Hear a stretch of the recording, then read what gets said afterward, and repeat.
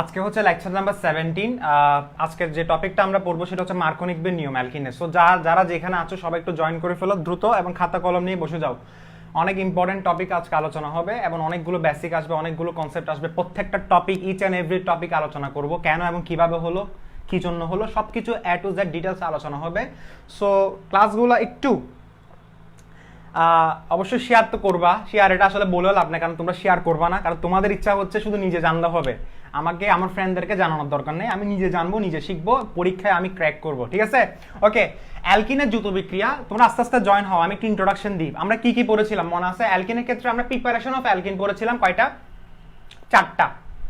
চারটা কি কি ছিল আমি একটু রিমাইন্ড করে দিই তোমাদেরকে। প্রথমে ছিল হচ্ছে আমাদের অ্যালকোহল থেকে আমরা কিভাবে অ্যালকিন প্রস্তুত করব। তাহলে আমরা এগুলো করেছিলাম হচ্ছে টোটাল কয়েকটা মেকানিজম করেছিলাম। তবে অ্যালকোহল থেকে আমাদের যেটা হচ্ছে সবচেয়ে ইম্পর্টেন্ট ছিল সেটা হচ্ছে অ্যালকাইল হ্যালাইড, যেটা অপসারণ বিক্রিয়া।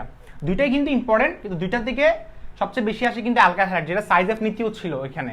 সো ওই দুইটা একটু ভালোভাবে দেখবা এবং মেকানিজমগুলো একটু বেশি বেশি প্র্যাকটিস করবা। আমি তো তোমাদেরকে মিনিমাম মেকানিজম 2 থেকে 3টা এর চেয়ে বেশিও করে দিয়েছিলাম। সো তোমরা প্র্যাকটিস করবা, বাকিটা হচ্ছে এখন তোমাদের উপরে। এখন গেল, তাহলে দুইটা গেল। এরপরে বাকি দুইটা কি ছিল? সন্নিহিত ডাইহ্যালাইড এবং আরেকটা ছিল সম্পৃক্ত অসম্পৃক্ত থেকে। সো এগুলো আমরা সবাই পারি, সবাই জানি। এখন আমরা ছিলাম হচ্ছে কোথায়? অ্যালকিনের দ্রুত বিক্রিয়া। দ্রুত বিক্রিয়া মানে কি? দ্রুত বিক্রিয়া মানে হচ্ছে সংযোজন বিক্রিয়া, অর্থাৎ এডিশন রিঅ্যাকশন। এই দ্রুত বিক্রিয়া নিয়েও কিছু পড়া আছে, অর্থাৎ দ্রুত বিক্রিয়া নিয়েও হচ্ছে তোমাদের টপিক আছে এবং ক্লাস আছে আলাদা। সেটা হচ্ছে আমি তোমাকে বলি যে রাসায়নিক বিক্রিয়া, যে আমাদের জৈব যৌগের যে বিক্রিয়াগুলো আছে সেগুলো তো প্রধানত হচ্ছে 4 প্রকার। কি কি? একটা হচ্ছে দ্রুত বিক্রিয়া, একটা হচ্ছে প্রতিস্থাপন বিক্রিয়া, আর একটা হচ্ছে পলিমারকরণ এবং সমানুকরণ। এখন দ্রুত বিক্রিয়া হচ্ছে 2 ধরনের, ইলেকট্রোফিলিক, নিউক্লিওফিলিক। সো আমি কিন্তু এখানে যাচ্ছি না এখন। আমি কেন যাচ্ছি না? কারণ ওইখানে আমি যদি যাই তাহলে আমার সিকোয়েন্সটা কিন্তু এখন ব্রেক হয়ে যাবে, ঠিক আছে? সিকোয়েন্সটা এখন ব্রেক হয়ে যাবে। সো চিন্তা করলাম যে না, দ্রুত বিক্রিয়াতে আমরা ফার্স্টে ইন্ট্রোডাকশনটা পড়বো। দ্রুত বিক্রিয়ার যে ইলেকট্রোফিলিক, নিউক্লিওফিলিক পড়াগুলো হচ্ছে পরে আসবে, কারণ আমাদেরকে সিকোয়েন্সটা মেনে চলতে হবে। এই সিকোয়েন্সটা হচ্ছে কি? অ্যালকিনের দ্রুত বিক্রিয়া, যেটা অপর নাম হচ্ছে সংযোজন বিক্রিয়া। সো দেখো, হাইড্রোজেন, হ্যালোজেন, পানি, এটা হচ্ছে এইচএক্স মানে হচ্ছে এক্স এর জায়গায় যে কোনো একটা বসাতে পারো, ফ্লোরিন ছাড়া। সালফেরিক অ্যাসিড সংযোজন। সালফেরিক অ্যাসিডটা আসলে আমি তোমাদেরকে বলছিলাম এটা অনেকটা পানির মতো, মানে অ্যালকিনের সাথে পানি দিলে যে ধরনের বিক্রিয়া হয় সালফেরিক অ্যাসিডের সাথে দিলেও সেম ভাবে হয়। তবে চিন্তা করলাম যে না, এত কিছু পড়াচ্ছি, এটা কেন বাদ যাবে। এরপর আছে লাস্টে ওজন মানে হচ্ছে ওজনীকরণ। সো খুবই ইম্পর্টেন্ট টপিক। এখানের মধ্যে আসলে সবগুলো কিন্তু বেশি ইম্পর্টেন্ট, সবগুলো কিন্তু মোটামুটি ইম্পর্টেন্ট সবগুলো কিন্তু, তবে বেশি ইম্পর্টেন্ট হচ্ছে তোমার এটা ওজনীকরণটা এবং সবচেয়ে ইন্টারেস্টিং টপিক। এরপর আরেকটা ইম্পর্টেন্ট হচ্ছে তোমার এটা এইচএক্স মানে হচ্ছে কি? হাইড্রোজেন হ্যালাইড সংযোজন। অর্থাৎ এগুলো সবগুলো সংযোজন বিক্রিয়া। যেমন ধরো এটি কি? হাইড্রোজেন সংযোজন, হ্যালোজেন সংযোজন, পানি সংযোজন, হাইড্রোজেন হ্যালাইড সংযোজন, আর লাস্টেরটা হচ্ছে কি? সালফেরিক অ্যাসিড এবং ওজন সংযোজন। ওজনীকরণ। তা আজকে আমরা কোনটা পড়বো? পানি শেষ না, আমরা পড়বো আজকে এটা, হাইড্রোজেন হ্যালাইড সংযোজন, যেটা হচ্ছে মার্কোনিকবের নিয়ম আসবে। সো যে যেখানে আছো খাতা কলম নিয়ে বসে যাও, এবং সামনে কিছু সারপ্রাইজ আসবে তোমাদের জন্য, ঠিক আছে? যারা ক্লাসে অংশগ্রহণ করতেছো না তাদেরকে শাস্তি দেওয়া হবে সামনে, ঠিক আছে? এটা হচ্ছে জাস্ট যারা নতুনদের জন্য, আসলে মূলত নতুনদের জন্য হচ্ছে আমি এই ঘটনাগুলো আসলে ঘটাচ্ছি। কেন জানো? কারণ এখনো কিন্তু লেকচার 1 এখনো কিন্তু তোমার গ্রুপে আছে, মানে লেকচার 1 থেকে শুরু করে 16 পর্যন্ত সবগুলো একটাও কিন্তু ডিলিট হয়নি, একটাও কিন্তু সরিয়ে নেওয়া হয়নি। তো সবগুলো কিন্তু আছে। আর একটু করে একটা কথা জানিয়ে দিই, ক্লাসটা এখনই শুরু করবো। একটা কথা জানিয়ে দিই যে যারা নতুন যারা আছো তাদেরকে আমি হচ্ছে অ্যারোমেটিকের আগ পর্যন্ত তাদেরকে আমি অ্যালাউ করব এই কোর্সটা করার জন্য। এখন তুমি বলতে পারো স্যার অ্যারোমেটিকের পরে কি হবে? ভাই অ্যারোমেটিকে যখন পাস করব, মানে অ্যারোমেটিকে যখন প্রবেশ করব, তখন তুমি আমার সাথে সাথে চলতে পারবা না। এখনো তুমি আমার সাথে সাথে চলতে গেলে অনেক ডেডিকেটেড হতে হবে, কারণ 17টা লেকচার আজকে কমপ্লিট হবে। অ্যারোমেটিকে যখন যাব তখন 20+ লেকচার চলে যাবে। Can you imagine? সো এখন তোমরা বলবো স্যার আমরা কি করব? তাহলে আমরা এতগুলো নতুন স্টুডেন্ট যারা আছে তাদের জন্য কি করা হবে? সো তাদের জন্য একটা কথা হচ্ছে যে অক্টোবরের 1 তারিখ আবার অর্গানিকের কি শুরু হবে? অক্টোবরের 1 তারিখ থেকে অর্গানিকের আরেকটা ব্যাচ স্টার্ট হবে। এবং অর্থাৎ এখন যারা পড়তেছে আমার কাছে তাদের সেপ্টেম্বরের লাস্টে গিয়ে full and final done and dusted organic chemistry, done and dusted একদম। কতটা লেকচার লাগুক জানি না, বাট সেপ্টেম্বরের লাস্টে গিয়ে জৈব রসায়ন শেষ। কারণ এত বেশি দিন যদি পড়ালে তোমরা বোর ফিল করবা, এটা আমি জানি, এটা আমার মাথায় আছে। এরপরে আরেকটা কথা জানিয়ে রাখি যে এখানে যারা অর্গানিকটা পড়বে তারা যদি পরবর্তী চ্যাপ্টারগুলো পড়তে চায়, যেমন পরিমাণগত রসায়ন, তড়িৎ রসায়ন, পরিবেশ রসায়ন, কর্মমুখী রসায়ন, তাদের জন্য একটা আরেকটা কোর্স শুরু হবে, সেটাও অক্টোবরের 1 তারিখে। যারা যারা পড়তে চায় আর কি, যারা পড়তে চাইবে তাদের জন্য অক্টোবরের ফার্স্টে ফুল সেকেন্ড ইয়ার কোর্স, এটা জানিয়ে দিচ্ছি, কারণ অনেকে অস্থির হয়ে যাচ্ছ, মেসেজে নক দিচ্ছ, এই করতেছো সেই করতেছো, আমি চিন্তা করলাম যেন অফিসিয়ালি জানিয়ে দিই। সো অক্টোবর 1 তারিখ আবার অর্গানিক শুরু হবে একদম নতুন ভাবে, এবং এটা হচ্ছে সেকেন্ড পেপার ফুল কোর্স। এবং কেউ যদি চায়, যে অনেক স্টুডেন্ট আমাকে অ্যাডমিশনের জন্য কথা বলেছিল, এবং আমি অ্যাডমিশন পড়াতেও রাজি, কারণ অ্যাডমিশন আমি জিনিস হচ্ছে আমি মানুষ হচ্ছে চ্যালেঞ্জ নিতে পছন্দ করি। সো অ্যাডমিশনে অনেক চ্যালেঞ্জ, এমন চ্যালেঞ্জ আমার সাথে যাই। সো অ্যাডমিশন আমি পড়াতে আসলে স্বাচ্ছন্দ্য আরো বেশি বোধ করবো। সো যারা যারা পড়তে চাইবে তাদের জন্য আমি চিন্তা করলাম যে না, একটা অ্যাডমিশনের একটা ব্যাচ শুরু করা যেতে পারে, ঠিক আছে? এটা যারা যারা পড়তে চাইবে। আচ্ছা যাই হোক, অনেকক্ষণ কথা বললাম, আসলে মূল কথা বলছি কেন জানো, কারণ 220 জন এখন জয়েন হয়েছে। সো এখন পড়া শুরু।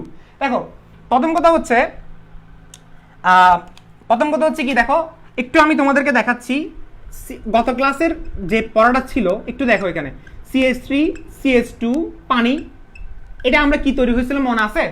এই জিনিসটা কি তৈরি হয়েছিল এখানে আমাদের কি তৈরি হয়েছিল? এখানে তৈরি হয়েছিল অ্যালকোহল। বাট এখানে কত ডিগ্রি অ্যালকোহল, মানে কত ডিগ্রি বলতে অ্যালকোহলটা কি ধরনের ছিল সেটা কি আমরা জানি?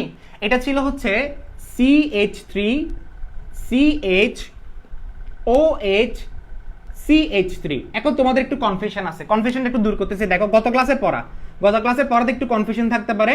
যেমন ধরো এই জায়গায় কি আছে, এই জায়গায় CH2 প্লাস কত পানি না, এই জায়গায় দেখো দুটার মধ্যে ডিফারেন্সটা কি? এখানে অবশ্যই তো আমরা সালফিউরিক অ্যাসিড দিতে হবে ভাইয়া, সালফিউরিক অ্যাসিড না দিলে রিঅ্যাকশন তো হবে না, এটা গত ক্লাসে আমি বলছিলাম না তোমাদেরকে। আচ্ছা এটা হচ্ছে প্রোপিনের সাথে পানি দিলে এখানে অ্যালকোহল তৈরি হচ্ছে, এখানে অ্যালকোহল তৈরি হচ্ছে।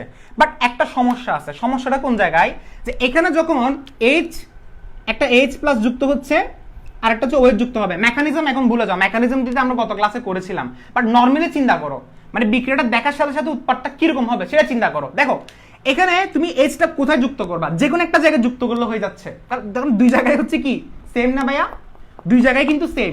এটাকে বলা হচ্ছে প্রতিসম অ্যালকিন, মানে দুই জায়গায় হাইড্রোজেন সংখ্যা সেম থাকলে সেটাকে বলা হচ্ছে প্রতিসম অ্যালকিন। স্যার প্রতিসম অপ্রতিসম বুঝি না স্যার, প্রতিসম অ্যালকিন এবং অপ্রতিসম অ্যালকিন মানে কি স্যার?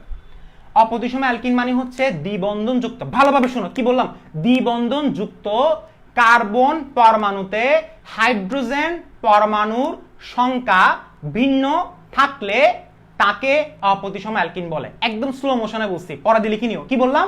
দ্বিবন্ধনযুক্ত কার্বন পরমাণুতে হাইড্রোজেন পরমাণুর সংখ্যা ভিন্ন থাকলে তাকে অপ্রতিসম অ্যালকিন বলে। স্যার বুঝি নাই। দেখো CH2 দ্বিবন্ধনযুক্ত কার্বন পরমাণুতে হাইড্রোজেন পরমাণুর সংখ্যা সেম, এটা প্রতিসম অ্যালকিন। আমি বললাম দ্বিবন্ধনযুক্ত কার্বন পরমাণুতে হাইড্রোজেন পরমাণুর সংখ্যা ভিন্ন থাকলে, স্যার এখনো বুঝি নাই, দ্বিবন্ধনযুক্ত কার্বন পরমাণুতে হাইড্রোজেন পরমাণুর সংখ্যা ভিন্ন থাকলে তার মানে ডাবল বন্ডের দুই পাশে হাইড্রোজেন পরমাণুর সংখ্যা যদি ভিন্ন থাকে এটাকে বলা হচ্ছে অপ্রতিসম অ্যালকিন, এটাকে বলা হচ্ছে প্রতিসম অ্যালকিন। Is that clear? আচ্ছা এখন এটা হচ্ছে অপ্রতিসম অ্যালকিন নাকি প্রতিসম অ্যালকিন? এটা অপ্রতিসম অ্যালকিন, কেন? দ্বিবন্ধনযুক্ত কার্বন পরমাণুতে হাইড্রোজেন পরমাণুর সংখ্যা সেম, আর এটা হচ্ছে অপ্রতিসম অ্যালকিন। এখন অপ্রতিসম অ্যালকিনের ক্ষেত্রে একটা রুল আসবে, রুলটা হচ্ছে মার্কোনিকবের নিয়ম। রুলটা হচ্ছে মার্কোনিকবের নিয়ম। মার্কোনিকবের নিয়ম কখন আসবে?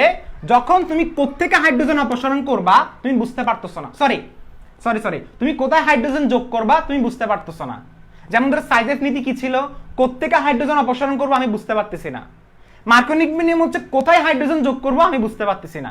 এখন দেখো কোথায় হাইড্রোজেন যোগ করবো, এটা নাকি এটা? দ্বিবন্ধনযুক্তটা যোগ করতে হবে, এখানে যোগ করবো নাকি এখানে যোগ করবো, এটার জন্য মার্কোনিকবের নিয়ম আসছে। আর এটার জন্য তো মার্কোনিকবের নিয়ম আসা নেই, কেন? কারণ এখানে দুইটাই সেম, এটা হচ্ছে সিমেট্রিক্যাল বলে, সিমেট্রিক্যাল, এটা হচ্ছে আনসিমেট্রিক্যাল অ্যালকিন মানে অপ্রতিসম। সিমেট্রিক্যাল অ্যালকিন হচ্ছে প্রতিসম। প্রতিসম অ্যালকিনের ক্ষেত্রে ডাজেন্ট ম্যাটার, যে কোনো একটা জায়গায় আমি হাইড্রোজেনটা যোগ করে দিলে আমার কি অ্যালকিন তৈরি হয়ে যাচ্ছে। সরি আমার এখানে কি তৈরি হয়েছিল? অ্যালকোহল। এটা তো আমি তোমাকে एग्जांपल দিছি। এখানে কি তৈরি হয়েছিল বলো? অ্যালকোহল না? CH3 CH2 OH, অর্থাৎ যে কোনো একটা জায়গায় আমি হাইড্রোজেনটা যোগ করলাম। আচ্ছা এখানে অনেক কেউ আস্ক করবে ভাইয়া দ্রুত বিক্রিয়ার মধ্যে ইলেকট্রোফিলিক নিউক্লিওফিলিক এগুলো এখন টেনশন করিও না, কারণ এগুলো নিয়ে আলাদা, কারণ আমাকে হচ্ছে তোমার এটা ভাঙন করা যাবে না। কোন জিনিসটা? সিকোয়েন্সটা আমি ব্রেক করতে দিব না, আমার নিজের সিকোয়েন্স আমার কাছে অনেক কিছু, ঠিক আছে? তো সিকোয়েন্সটা আমার ফলো করার চেষ্টা করো। এখন তাহলে মার্কোনিক বিন নিয়ম নিয়ে একটু বিস্তারিত আলোচনা করি। তাহলে মার্কোনিক বিন নিয়ম বুঝে পাইছো? সেম ঘটনা যদি এরকম হয়, এখন আমি যদি এখানে যদি বিউটিন দিই, তোমাকে আমি আরেকটা করে দিচ্ছি, সাপোজ ধরো বিউটিন। দেখো প্রতিসম অ্যালকিন যখন হয়ে থাকে তখন কিন্তু কোনো সমস্যা নাই, বাট অপ্রতিসম অ্যালকিনের সমস্যা আছে, যে কোত্থেকে আমি হচ্ছে যেমন এখানে কিন্তু আরেকটা প্রোডাক্ট বের হতে পারে। তুমি এখান থেকে হাইড্রোজেন যোগ করছো, এখানে হাইড্রোজেন যোগ করছো, তাহলে কি পাইছো? তুমি প্রপানল 2 পাইছো। এখানে হাইড্রোজেন যোগ করলে কিন্তু তুমি কি পাইতা? প্রপানল 1 পাইতা। তা এখন তুমি কোনটাকে স্টেবিলিটি ধরবা, মানে কোনটাকে তুমি প্রধান ধরবা? কারণ দুটো উৎপাদ বের হলে একটা প্রধান হবে, আরেকটা প্রধান হবে। এগুলোর বিস্তারিত পড়া হচ্ছে মার্কোনিক বিন নিয়মে, এগুলোর বিস্তারিত সেগুলো আমি সেদিন আলোচনা করি নাই, কারণ এই দিন ছিলাম আমরা শুধু পানি সংযোজনে। কিন্তু আমরা মেকানিজম যখন পড়বো, যখন আমরা কাহিনীগুলো যতগুলো মেকানিজম ব্যাখ্যা যতগুলো আছে সবগুলো পড়ার পরে আমরা বুঝতে পারবো যে এখানে কোনটা বেশি স্থিতিশীল, কোনটা প্রধান উৎপাদ। যেমন তুমি বলতে পারো স্যার এখানে তো উৎপাদ আরেকটা বের হতে পারে, হ্যাঁ বের হতে পারে, তবে সেটা অপ্রধান উৎপাদ। কিভাবে উৎপাদটা বের হতে পারে? তুমি বলতেছো স্যার হাইড্রোজেন এখানে যোগ করছি, আমার বের হয়েছে হচ্ছে কি স্যার প্রপানল 2, মানে এটা আছে আইসোপ্রপানল। আইসোপ্রপানল কেন? CH3 দুইটা আইসোপ্রপানল। আইসোপ্রপানল কেন? CH3 দুইটা। অথবা তুমি বলতে পারো প্রপানল 2 বললে কার্বন একটা দুইটা তিনটা, প্রপানল 2 বলো, ঠিক আছে? এখন স্যার তাহলে হাইড্রোজেন তো এখানে যোগ হতে পারতো, তখন কি হতো? হাইড্রোজেন এখানে যোগ করলে তখন কি হতো? সি, এটা মার্কোনিক বিন নিয়মের বিপরীত চলে আসছে। এখন স্যার মার্কোনিক বিন নিয়মই তো বুঝতেছি না, এতক্ষণ ধরে চিল্লাচ্ছেন কিন্তু একবার তো বলতেছেন না যে মার্কোনিক বিন নিয়মটা কি, সেটা তো বলতেছেন না। এটা আমি তোমাকে পরে বলবো, আগে ফার্স্টে আমাকে আলোচনা করতে হবে যে মার্কোনিক বিন নিয়মের জন্য কি কি শর্ত লাগে, কি কি শর্ত লাগে। সো যেমন ধরো এই জিনিসটা আমি তোমাকে এখন বলতেছি না, দেখো এখানে হাইড্রোজেন যোগ হবে, এখানে হাইড্রোজেন যোগ হবে মার্কোনিক বিন নিয়ম অনুসারে। এখনো মার্কোনিক বিন নিয়ম বলতেছি না, দেখো একটু ওয়েট করো। CH3 CH2 CH, এখানে OH যোগ হবে আর এখানে CH3, এটা হচ্ছে আমার কারেক্ট আনসার। তুমি যদি বলো যে না ভাইয়া OH-টা লাস্ট হবে, না ভাইয়া মার্কোনিক বিন নিয়মটা এখানে ফলো করতে হবে। এখন স্যার মার্কোনিক বিন নিয়ম মানে কি স্যার বুঝি নাই তো। একদম সহজ কথা, আমি তোমাকে দুইটা কথা বলবো, দুইটা নীতি বলবো, তোমার যেটা মন চায়, একটা শর্টকাট বলবো, একটা লং কাট বলবো। লং কাটটা তোমাকে লিখে রাখতে হবে, এটা আমি তোমাকে বলে দিব, তুমি জাস্ট শুনে শুনে লিখে নিবা পরে দি ভয়েস রেকর্ডটা দেখে। আরেকটা বলবো জাস্ট আমি তোমাকে বোঝানোর জন্য কিভাবে, সেটা হচ্ছে তেলের মাথায় তেল, সেটা হচ্ছে মার্কোনিক বিন নিয়ম।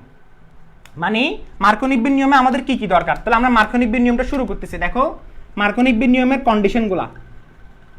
আচ্ছা এটা বুঝতেছো যে মার্কোনিক বিন নিয়ম কি জন্য দরকার? তুমি প্রশ্ন করতে পারো যে ভাই কি জন্য আনতেছেন এই নিয়মটা? নিয়মটা আনতেছে কেন? কারণ এখানে দুইটা অ্যালকিন, সরি এখানে দুই ধরনের অ্যালকোহল তৈরি হতে পারে, এখানে দুই ধরনের অ্যালকোহল হতে পারে, কোনটা প্রধান উৎপাদ ধরবো আমরা, এটা জাজ করার জন্য, অর্থাৎ এটা যাচাই করার জন্য আমাদেরকে মার্কোনিক বিন নিয়মের হেল্পটা নিতে হয়। আচ্ছা এখনো বুঝি নাই। দেখো মার্কোনিক বিন নিয়ম মানে হচ্ছে কি তেলের মাথায় তেল, অর্থাৎ যেখানে হাইড্রোজেন বেশি সেখানে আমি হাইড্রোজেন যোগ করব, যেখানে তেল বেশি, তেল কোথায় বেশি? এখানে তেল বেশি, তাহলে এখানে তেল যোগ করব। তেলটাকে আমি ধরতেছি হাইড্রোজেন। স্যার এখানে তেল বলতে কাকে বোঝাচ্ছেন?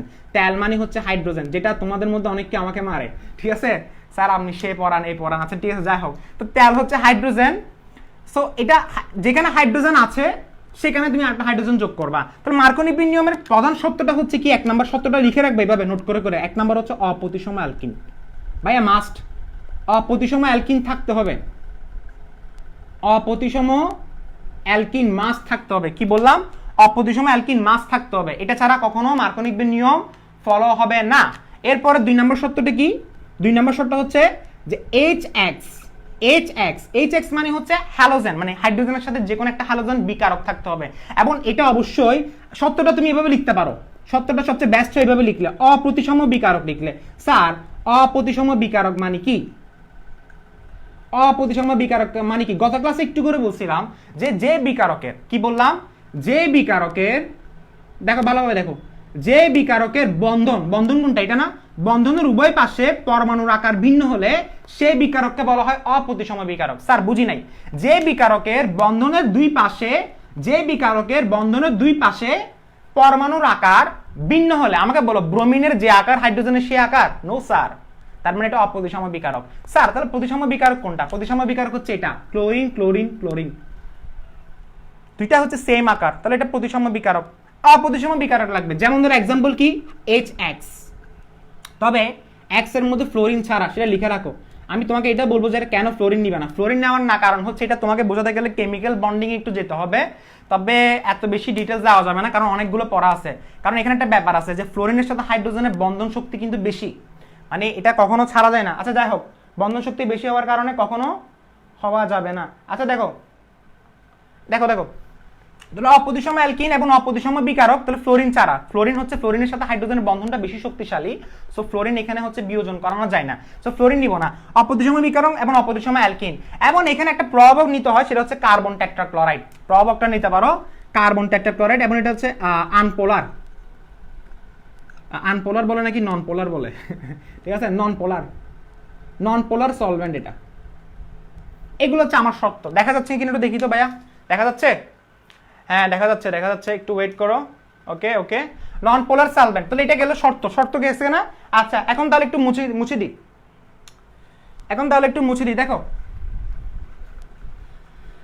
এগুলো তোমরা দ্রুত লিখে ফেলো, অপ্রতিসম অ্যালকিন, অপ্রতিসম বিকারক, হচ্ছে কি নন সলভেন্ট। এখন দেখো তাহলে আমি ফার্স্টে তাহলে একটা এক্সাম্পলে যাই, এক্সাম্পলটা যাই, এবং এক্সাম্পল যাওয়ার আগে হচ্ছে কি আমরা নীতিটা আলোচনা করব। দেখো প্রথম কথা হচ্ছে নীতিটা কি, নীতিটা কি? মার্কোনিকবের নিয়মের নীতি। মার্কোনিকবের নিয়মের নীতিটা যদি আমি যদি শর্টকাটে বলি তাহলে বলতে পারি যে অপ্রতিসম অ্যালকিনের, কি বললাম ভাইয়া? অপ্রতিসম অ্যালকিনের দ্বিবন্ধনযুক্ত কার্বন পরমাণুতে, কি বললাম কি বললাম? অপ্রতিসম অ্যালকিনের দ্বিবন্ধনযুক্ত কার্বন পরমাণুতে, দ্বিবন্ধনযুক্ত কার্বন পরমাণুর যেদিকে, আবার ভালোভাবে শোনো, অপ্রতিসম অ্যালকিনের দ্বিবন্ধনযুক্ত কার্বন পরমাণুর যেদিকে হাইড্রোজেন পরমাণুর সংখ্যা বেশি, সেদিকে বিকারকের হাইড্রোজেন পরমাণুটি যুক্ত হবে। একদম শর্টকাটে বললাম। স্যার বুঝি নাই। দেখো নীতিটা তোমরা একটু কষ্ট করে লিখবা, কারণ আমার আসলে এত বেশি লেখার সময় নাই, কারণ এতগুলো যে বেসিক দিতে হবে একদমই সময় নেই। দেখো আমি তোমাকে নীতিটা তুমি উপরে লিখবা, ফার্স্টে তুমি এক্সাম্পলটা দেখো। দেখো CH3 CH2 প্লাস কি HBr, এবং এখানে একটা নন পোলার সলভেন্ট নিতে হয় কার্বন টেট্রাক্লোরাইড। আচ্ছা এখন মার্কোনিকবের নিয়মটা কি বললাম? আমি তোমাকে বলছিলাম দুইটা বলবো, যেটা তোমার মন চায় সেটা, একদম শর্টকাটটা বলতেছি। এটা হচ্ছে কি অপ্রতিসম অ্যালকিন নাকি বলো এটা? স্যার এটা অপ্রতিসম অ্যালকিন? ইয়েস স্যার এটা অপ্রতিসম অ্যালকিন। অপ্রতিসম অ্যালকিনের দ্বিবন্ধনযুক্ত, কি বললো? দ্বিবন্ধনযুক্ত কার্বন পরমাণুর যেদিকে, অপ্রতিসম অ্যালকিনের দ্বিবন্ধনযুক্ত কার্বন পরমাণুর যেদিকে হাইড্রোজেন পরমাণুর সংখ্যা বেশি, যেদিকে হাইড্রোজেন পরমাণুর সংখ্যা বেশি, বিকারকের হাইড্রোজেন পরমাণুটি সেদিকে যুক্ত হবে। অর্থাৎ কি বললাম? অপ্রতিসম অ্যালকিনের দ্বিবন্ধনযুক্ত কার্বন পরমাণুর যেদিকে হাইড্রোজেন পরমাণুর সংখ্যা বেশি, সেদিকে বিকারকের হাইড্রোজেন পরমাণুটি যুক্ত হবে। বাস শেষ, খুবই সিম্পল একটা কথা, সেদিকে যুক্ত হবে। অর্থাৎ সহজ কথা যদি বলি, তেলের মাথায় তেল দেওয়া, যেখানে হাইড্রোজেন বেশি সেখানে আবার হাইড্রোজেন যোগ করো। একদম সহজ কথা, যেখানে হাইড্রোজেন বেশি সেখানে আবার হাইড্রোজেন যোগ করো। তাহলে কি হচ্ছে দেখো। এখন তুমি বলতে পারো স্যার এটা তো মুখস্থ করছেন মনে হয়, তাহলে একটু স্যার মেকানিজম পড়াইতে হবে, তখনই ক্লিয়ার হবে, একটু ওয়েট করো। CH3 এখন তুমি বলছো ভাইয়া H+ এখানে যোগ হয়ে গেছে, কোথায়? যেখানে তেল ছিল সেখানে যোগ করে দিচ্ছি, বাট ব্রোমিনটা কই যাবে? ব্রোমিন যাবে যেখানে তেল ছিল না, যেখানে তেল কম ছিল সেখানে ব্রোমিনটা যাবে। এবং এটা কি ছিল বলো, এর নামটা কি? এটার নামটা হচ্ছে 2-ব্রোমোপ্রোপেন। এবং এখানে আরেকটা উৎপাদ তৈরি হতে পারে, সেটার পরিমাণ কত?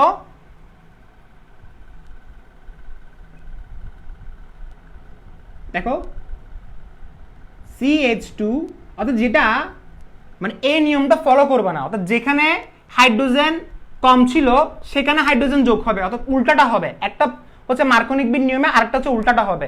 সো যেটা মার্কোনিকবের নিয়ম ফলো করবে সেটার পরিমাণ থাকবে কত?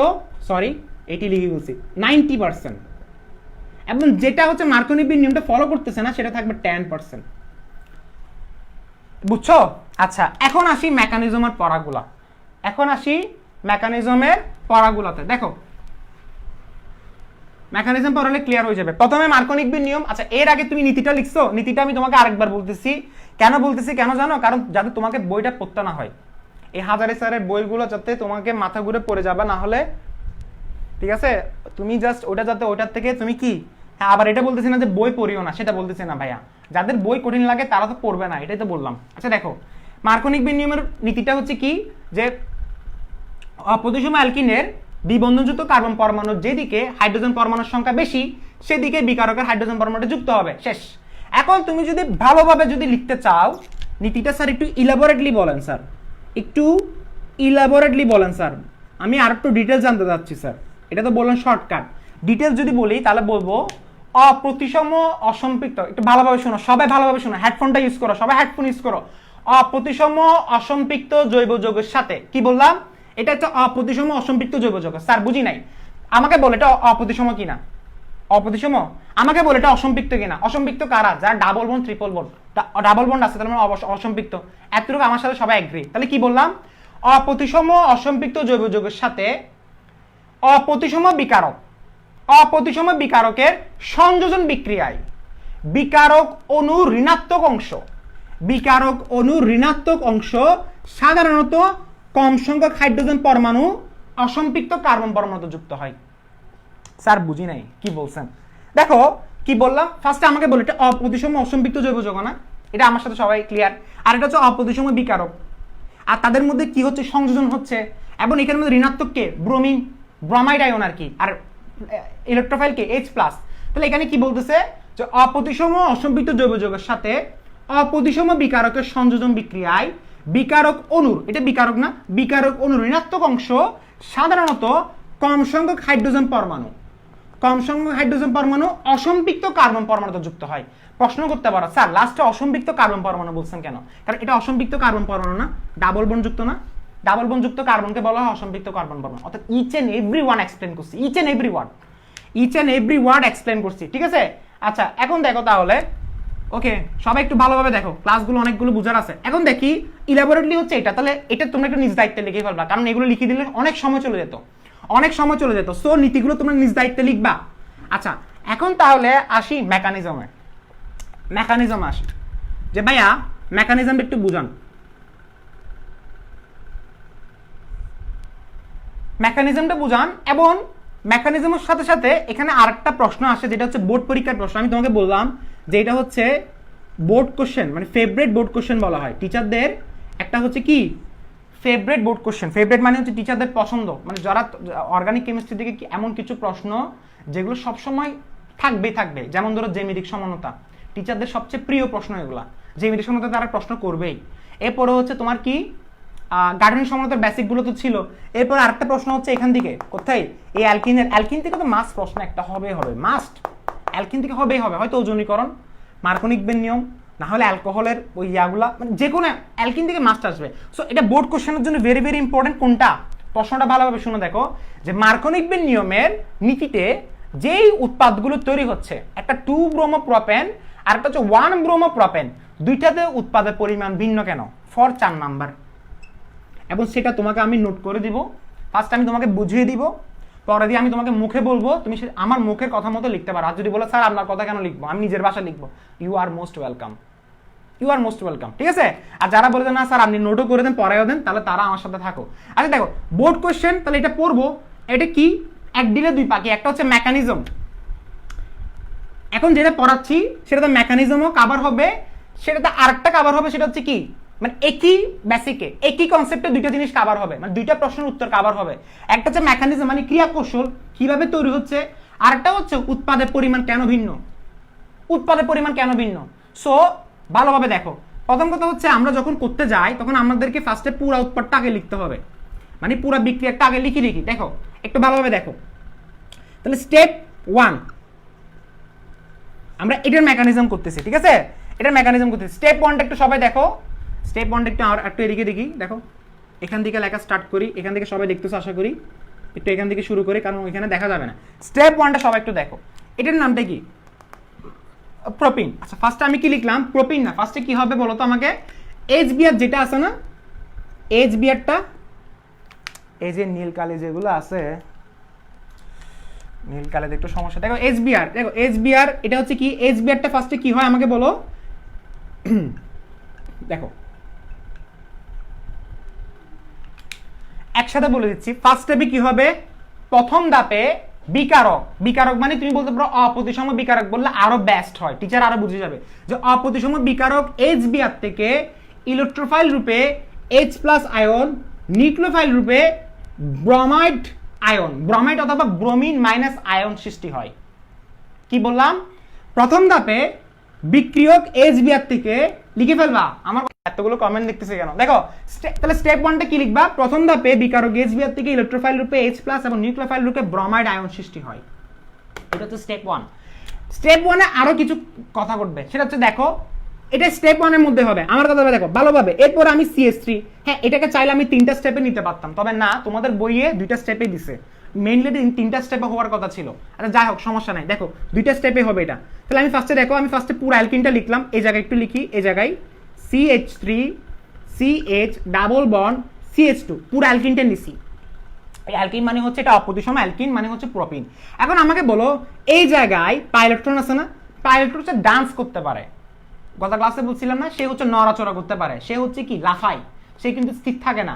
পাই ইলেকট্রন গুলো হচ্ছে ডিলোকালাইজ ইলেকট্রন, ডিলোকালাইজ নিয়ে পড়া আছে রেজোন্যান্সে, এগুলো বিস্তারিত আলোচনা এখানে। এখন মনে রাখো পাই ইলেকট্রন মানে হচ্ছে সে শাফেল করতে পারে, সে এদিকে শাফেল করতে পারে, সে এদিকে শাফেল করতে পারে। কি বললাম স্যার বুঝি নাই? সে এদিকে যেতে পারে আবার সে এদিকে যেতে পারে, ইচ্ছা, ঠিক আছে, ও রুলস ও লাইফ, ঠিক আছে, ও ইচ্ছা মতো করতে পারবে। এখন দেখো এখানে যখন সে এভাবে করে তখন এখানে 2টা সম্ভাবনার সৃষ্টি হয়, 2টার সম্ভাবনা সৃষ্টি হয়। স্যার বুঝি নাই কিভাবে? দেখো এই জায়গায় যদি ইলেকট্রন যদি শাফেল করে তাহলে এখানে মাইনাস চলে আসবে না? স্যার এখনো বুঝি নাই, দেখো তো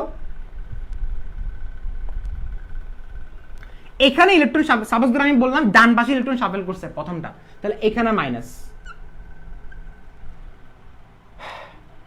এখানে মাইনাস, কথা বুঝছো? আর এখান থেকে যেহেতু ইলেকট্রন চলে গেছে তাহলে এটা প্লাস। স্যার এখনো বুঝি নাই, মানে এই যে উপরে গেছিল ইলেকট্রন ছিল না, ইলেকট্রনটা ডান পাশে গেছে, তো যার দিকে গেছে সেটা মাইনাস হবে, কেমিস্ট্রিতে উল্টা হয় না, যার দিকে গেছে সেটা মাইনাস হবে, আর যার থেকে চলে গেছে সেটা প্লাস হবে। ওকে, আচ্ছা এরপরে সেকেন্ড কন্ডিশন কি হতে পারে?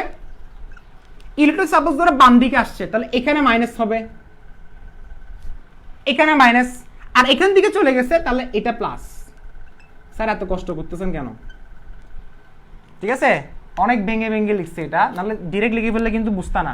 এখন দেখো এখন আসবে H+, এখানে আসবে একটা H+, এখানে একটা আসবে H+। এখন তুমি বলতে পারো স্যার HBr ছিল একটা, হাইড্রোজেন ছিল একটা, 2টা কেমনে? আরে ভাই 2 মূল নাও না, সমস্যা কি? এগুলো নিয়ে টেনশন করার কিছু নয় ভাইয়া, এটা নিয়ে টেনশন করবা না, ঠিক আছে? অনেকে বলবে স্যার এখানে তো এরকম, যেমন ওই দিন আমাকে একজন বলছিল স্যার আপনি ক্লিমেনসন বানান লিখছিলেন না এরকম, বইয়ে লেখা আছে এরকম, তাকে আমি আর কোনো জবাব দিতে পারিনি, কি বলবো আর তাকে। আর যাই হোক দেখো H+। এখন আমাকে বলো এই ইলেকট্রোফাইলটা এটা হচ্ছে ইলেকট্রন লাভার, এ কার কাছে যাবে? নিশ্চয় যেখানে ইলেকট্রন আছে সেখানে যাবে। তাহলে আমাকে বলো CH3 CH প্লাসের কাছে যাবে যে কোনো? অসম্ভব ভাইয়া, প্লাসের কাছে সে যাবেও না, সে যাবে কার কাছে? যেখানে মাইনাস। তাহলে এই H+ এখানে চলে গেছে, তাহলে CH3 হয়ে গেছে। এখন আমাকে বলো এটা কত ডিগ্রি কার্বোকেটায়ন? কমেন্টে জানাতে পারবা কাকে পড়াইছে এতদিন? পারবা? দেখো পজিটিভ কোনটা কত ডিগ্রি কার্বোকেটায়ন? এতক্ষণ যা লিখলাম সবগুলো হচ্ছে কি ছিল? First step. সবগুলো কি ছিল? First step. এটা হচ্ছে ফার্স্ট স্টেপের ঘটনাটা। এরপরে স্টেপ 2 তে কি? আচ্ছা ফার্স্ট স্টেপের ঘটনার মধ্যে পুরো বাংলা লেখাটা লিখতে পারবা? দেখো হ্যাঁ, একটা হচ্ছে 2 ডিগ্রি, একটা হচ্ছে 1 ডিগ্রি। এটা 2 ডিগ্রি কার্বোকেটায়ন, এটা 1 ডিগ্রি, সরি এটা 2 ডিগ্রি লিখে দিবা আজি। দেখো 2 ডিগ্রি, এটা 1 ডিগ্রি। আচ্ছা বাংলা লেখাটা কিভাবে লিখবা বলি। ফার্স্টে কি লিখবা? প্রথমে বিকারক HBr থেকে ইলেকট্রোফাইল রূপে H+, নিউক্লিওফাইল রূপে ব্রোমাইড আয়ন সৃষ্টি হয়, লেখা শেষ। এরপরে ইলেকট্রোফাইল মানে হচ্ছে H+, দ্বিবন্ধনে পাই ইলেকট্রন দ্বারা আকর্ষিত হয়ে, কি বললাম? দ্বিবন্ধনে পাই ইলেকট্রন দ্বারা আকর্ষিত হয়ে অধিক স্থিতিশীল 2 ডিগ্রি কার্বোকেটায়ন এবং কম স্থিতিশীল 1 ডিগ্রি কার্বোকেটায়ন উৎপন্ন করে। এখন তুমি বলতে পারো স্যার এই কাহিনী যেগুলো কোশ্চেন এগুলো কি লিখতে হবে না বর্ণনা? না ভাইয়া দরকার নেই, এগুলো তোমাকে এমনি লেখার দরকারই নেই, ডিরেক্ট তুমি লিখে দিতে পারো। তবে আমি তোমাকে বোঝানোর জন্য তুমি এভাবে করে পড়বা, এভাবে করে পড়লে তোমার জীবনে ভুল হবে না। নাহলে তুমি যদি অটোমেটিক মুখস্থ করো যে ভাইয়া কার্বোহাইড্রেট কিভাবে আসছে আমি মুখস্থ করে বলে দিব, ওই এখন মুখস্থ করবা কিন্তু পরবর্তীতে যদি পড়াতে যাও কাউকে ওইখানে আটকে যাবা। বেসিক ক্লিয়ার না থাকলে মানুষকে পড়াতে পারবা না, মানুষকে জানাতে পারবা না। কারণ আমাদের মেইন উদ্দেশ্য হচ্ছে কি? নিজে শিখা আরেকজনকে শেখানো, এটা আমাদের হচ্ছে লাইফ, মোটো অফ লাইফ এটা। এখন দেখো 2 ডিগ্রি কার্বোকেটায়ন, এটা হচ্ছে 1 ডিগ্রি কার্বোকেটায়ন। এটা হচ্ছে ফার্স্ট স্টেপের ঘটনা। সেকেন্ড স্টেপের ঘটনাটা কি? সেকেন্ড স্টেপের ঘটনাটা কি? মুছে দিতে হবে ভাইয়া, কারণ আমার এখানে স্পেস নাই। দেখো তো দেখা যাচ্ছে না স্পেস, হ্যাঁ স্পেসের অভাব, মুছে দিতে হবে এটা পুরোটা। এটা অতটুকু মুছি, ঠিক আছে? দেখো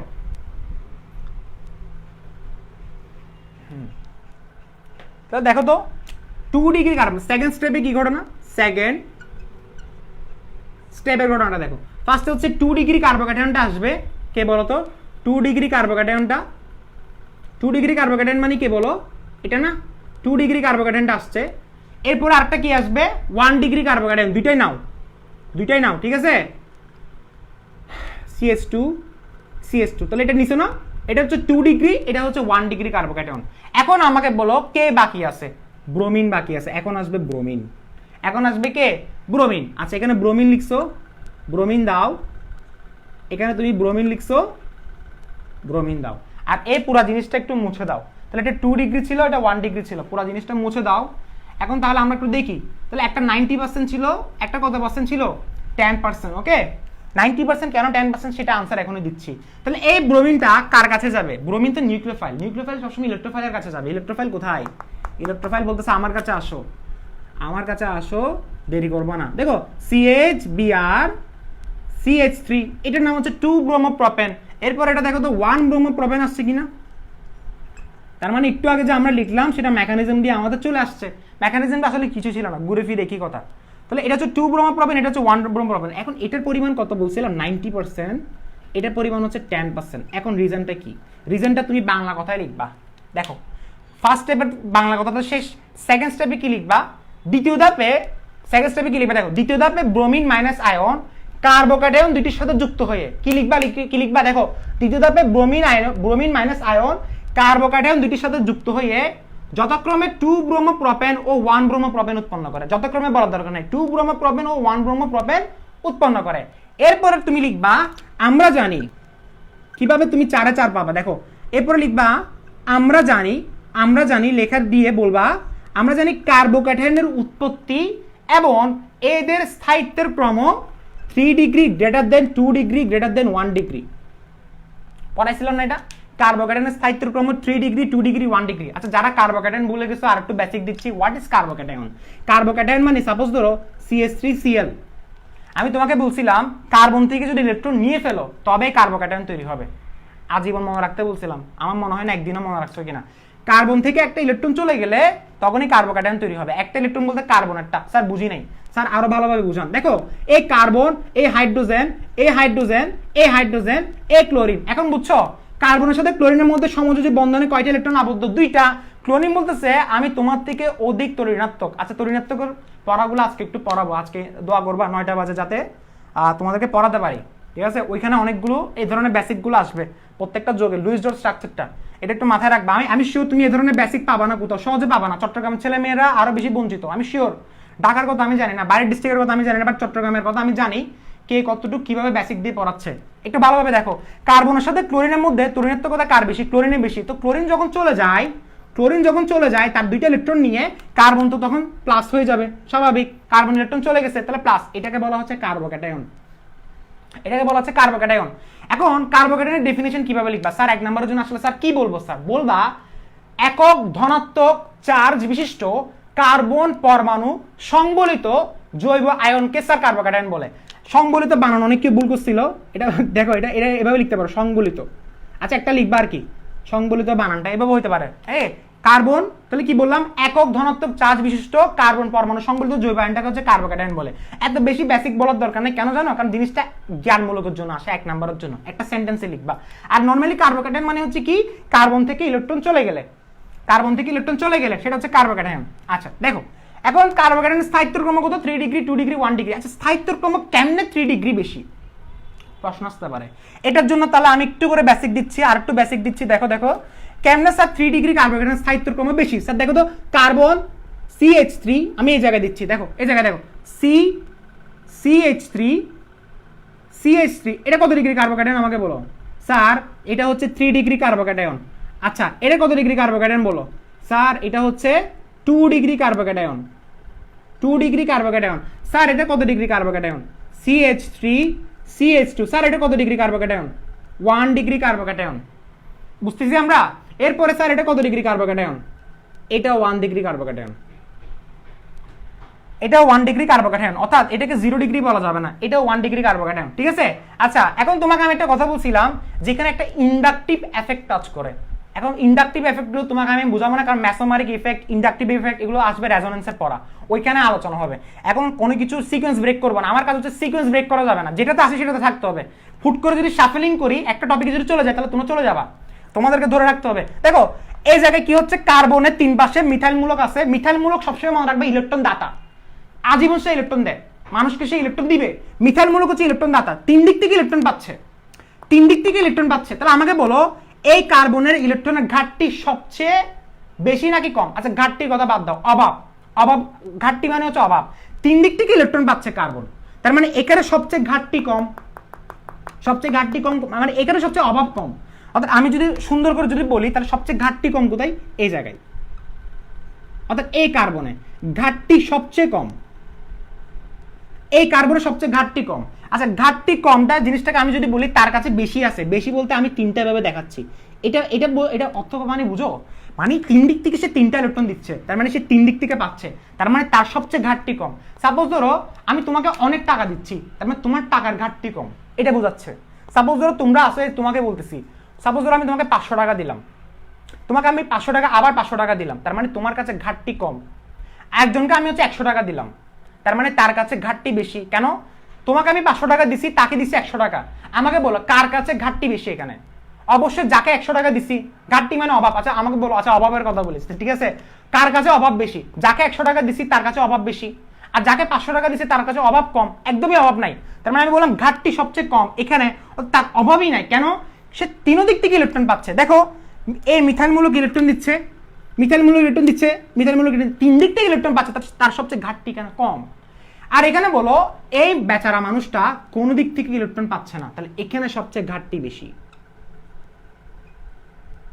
ওই তোমার বন্ধু যাকে আমি কোনো টাকা দিই নাই, যাকে আমি কোনো টাকা দিই নাই, তার ঘাটতি বেশি, তোমাকে টাকা দিছি, তোমার ঘাটতি কম।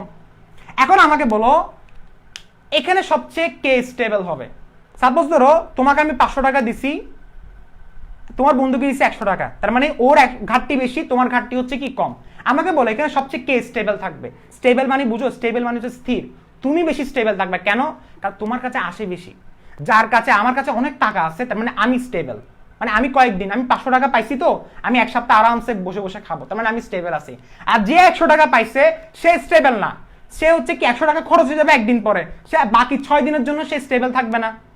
ডিয়ার ইজ, এটা হচ্ছে ডিফারেন্স, এটাই হচ্ছে কার্বোকাটায়নের স্থায়িত্বের ক্রম। এখন আমাকে বলো কে ইলেকট্রন বেশি পাচ্ছে? অবশ্যই এই কার্বনটা, তার মানে তার ঘাটতি কম, সে বেশি স্টেবল, তার মানে স্টেবিলিটির পরিমাণটা যদি বলি এটা। আর সবচেয়ে কম স্টেবল কে? এটা সবচেয়ে কম স্টেবল। কেন? কারণ সে কোনো ইলেকট্রন পাচ্ছে না। এখন এই দুইটার যদি কি কম্পেয়ার করি, তাহলে এখানে 2 দিক থেকে পাচ্ছে, দেখো 2 দিক থেকে পাচ্ছে, আর এই বেচারা শুধু পাচ্ছে 1 দিক থেকে, তাহলে কে স্টেবল?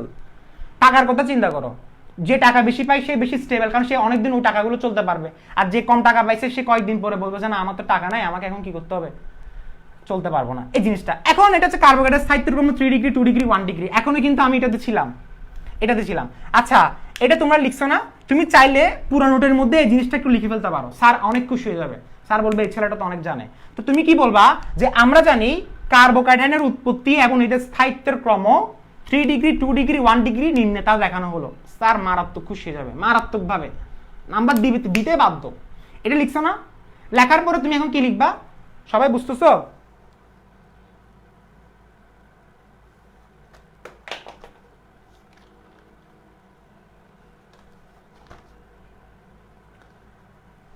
আচ্ছা বুঝছো? আচ্ছা ঠিক আছে, এটা লিখছো না? লেখার পরে এখন তুমি লিখবা এখন 2 ডিগ্রি কার্বোক্যাটায়ন, কি বলবা?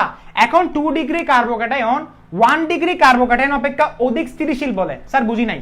এই দেখো এই 2 ডিগ্রি কোনটা? এটা আর এটা ছিল না?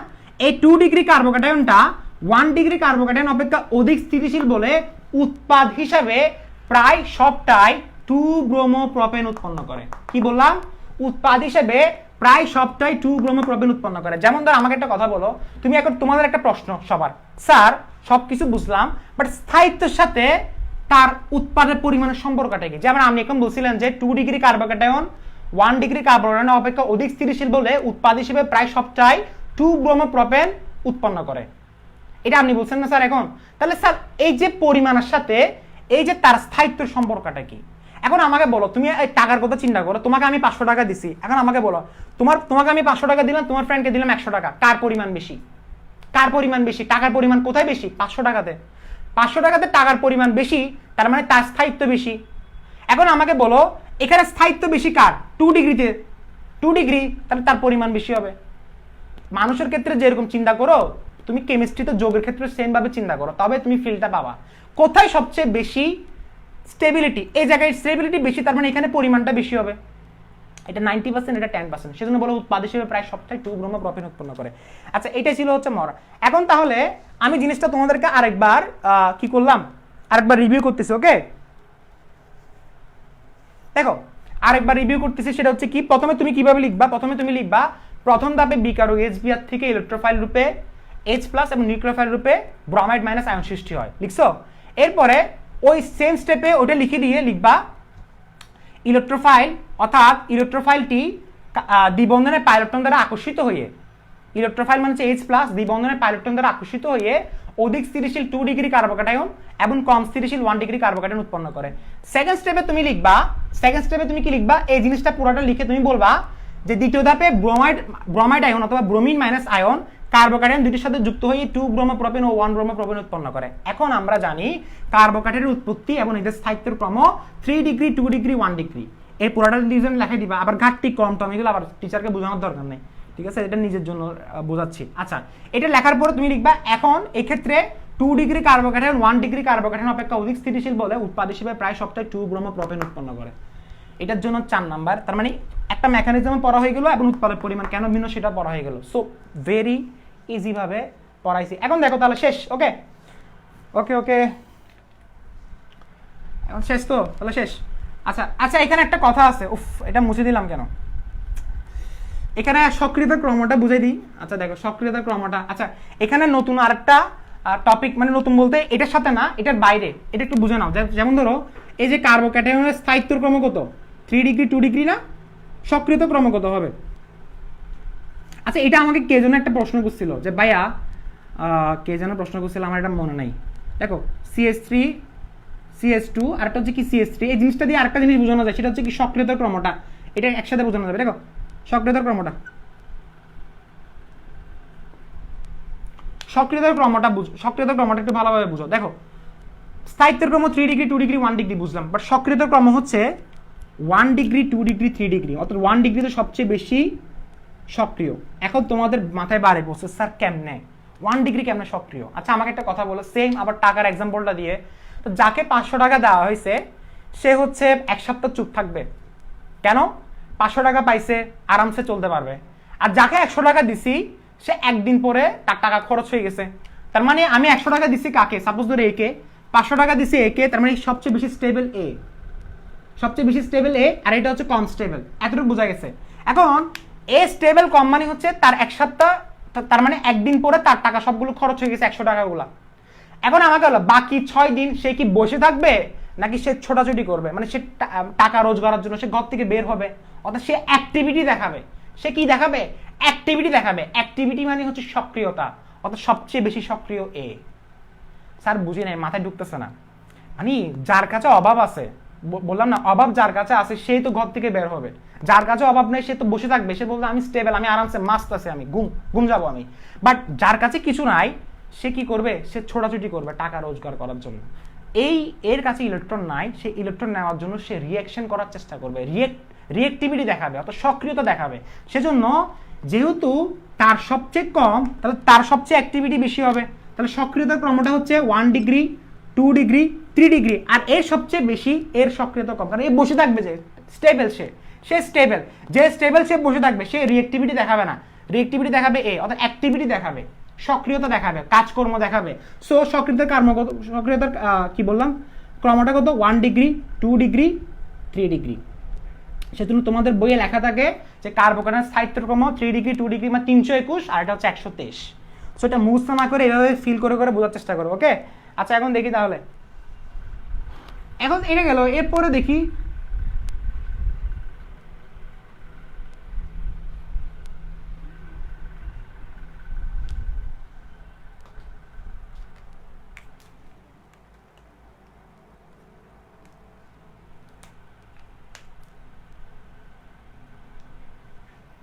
আচ্ছা একটু কমেন্ট পড়ে দেখি, দেখো কি বলতে ফাহিদা, এত ইজি ভাবে আর কে বোঝাবে ভাইয়া স্যার? আচ্ছা আচ্ছা ওকে, ট্যালের পড়াগুলো শেষ তো ভাইয়া, দেখো দুইটা কেমনে হবে। কারো কোনো প্রশ্ন আছে?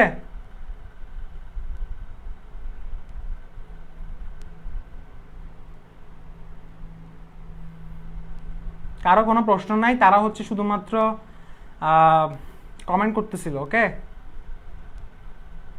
ইন্ডাকটিভ এফেক্ট, হ্যাঁ সাকিব যেটা বলতেছিল, ইন্ডাকটিভ ভাই এখন বাচ্চাদেরকে এভাবে বলা যাবে না এখন, ঠিক আছে? ক্লাইম্যাক্সটা পরে, তুমি হয়তো আগে পড়ে আসছো, ইন্ডাকটিভ নিয়ে কিছু কথাবার্তা বলতেছো, ইন্ডাকটিভ ম্যাসোমারিক ইফেক্ট এগুলো আস্তে আস্তে পরে, এগুলো পরে পরে।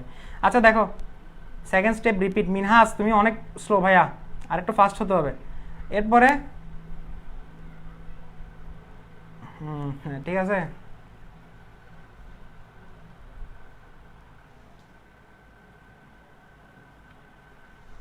এখন এখন তাহলে প্রত্যেকটা এভাবে যদি তোমাকে যদি বিউটিন বলে, মানে তোমাকে বিউটিন বলে, আচ্ছা এখানে একটা কথা বলি যে কিছু কিছু স্টুডেন্ট, অনেক তো জৈব রসায়নে পোলাপাইন পড়াইছি, সো তারা একটা জায়গায় গিয়ে কনফিউশনে পড়ে। কি বললাম?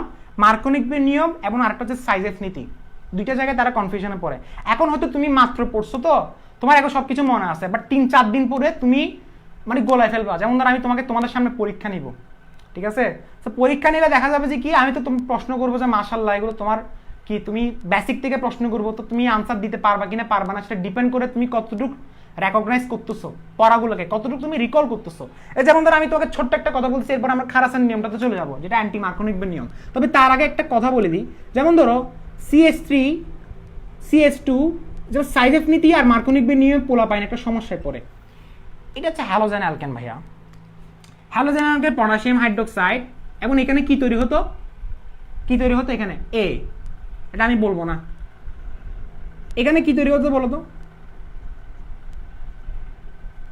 সাপোজ ধরো এই জিনিসটা,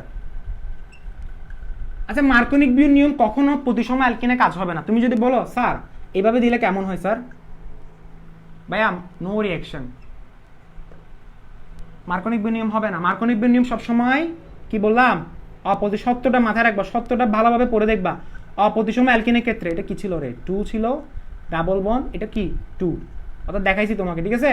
তাহলে CH ডাবল বন্ড, তাহলে এটা হচ্ছে অপ্রতিসম অ্যালকিন, আর এটা হচ্ছে হ্যালোজেন অ্যালকেন।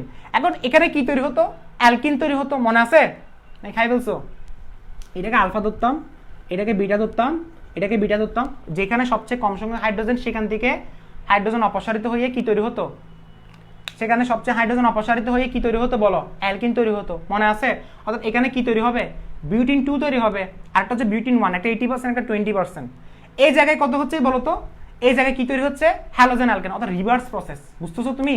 মার্কোনিক নিয়ম আর সাইজেফ নীতি কিন্তু দুইটা রিভার্স, অর্থাৎ সাইজেফ নীতি যেটা ছিল, সাইজেফ নীতি বলো অথবা তুমি ডিহাইড্রো হ্যালোজেনেশন বলো, দুইটাই কিন্তু ডিহাইড্রো হ্যালোজেনেশন সাইজেফ নীতি সেম কথা। ডিহাইড্রো হ্যালোজেনেশন মানে হচ্ছে হাইড্রোজেন এবং হ্যালোজেন রিমুভ হবে, হইছে না ভাইয়া? একটা হাইড্রোজেন একটা ক্লোরিন চলে গেছে, চলে গেছে, পড়াইছে অনেকবার পড়াইছে এগুলা, একটা হাইড্রোজেন ক্লোরিন চলে গেছে, বিউটিন 2 হয়েছে।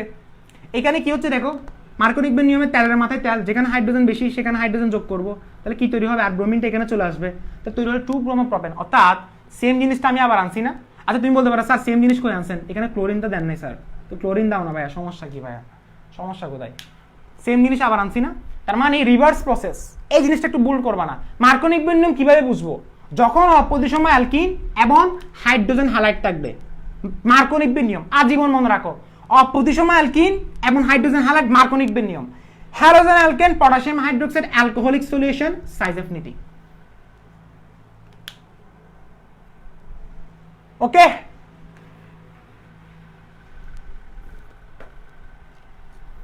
আচ্ছা এরপরে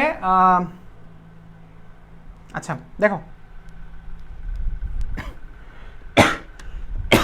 এখন পড়াবো ফ্রি রেডিক্যাল। খারাসের নীতিটা পড়ানোর আগে একটু ফ্রি রেডিক্যাল পড়তে হবে। দেখো অনেক স্টুডেন্ট ফ্রি রেডিক্যাল জানে না। আচ্ছা একটা কথা বলে রাখি, শুধু ফ্রি রেডিক্যাল নিয়ে আমি 1 ঘন্টার লেকচার দিতে পারবো, শুধু ফ্রি রেডিক্যাল নিয়ে, মানে A to Z যা কাহিনী আছে, যতগুলো মেকানিজম আছে, মানে শুধু ফ্রি রেডিক্যাল নিয়ে। সো দেওয়ার দরকার নেই আলটিমেটলি। কেন? কারণ ফ্রি রেডিক্যাল নিয়ে তোমাকে চিন্তা হবে ফ্রি রেডিক্যাল কি, ডেফিনিশন কি, এবং সেটা কিভাবে কাজে লাগাবা। এর বাইরে তোমার আর ফ্রি রেডিক্যাল দরকার নেই। এবং তোমাদের বইয়ে শুধুমাত্র একটু ছোট করে একটা এক্সাম্পল এবং ডেফিনিশন দিছে, মানে বেশি কিছু ইন্টারের বইয়ে দেয় নাই।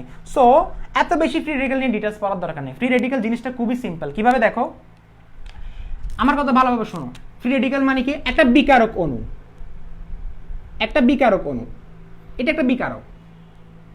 বিকারক কয় ধরনের ভাইয়া? প্রতিসম, অপ্রতিসম। এটা কি ধরনের বিকারক? প্রতিসম বিকারক।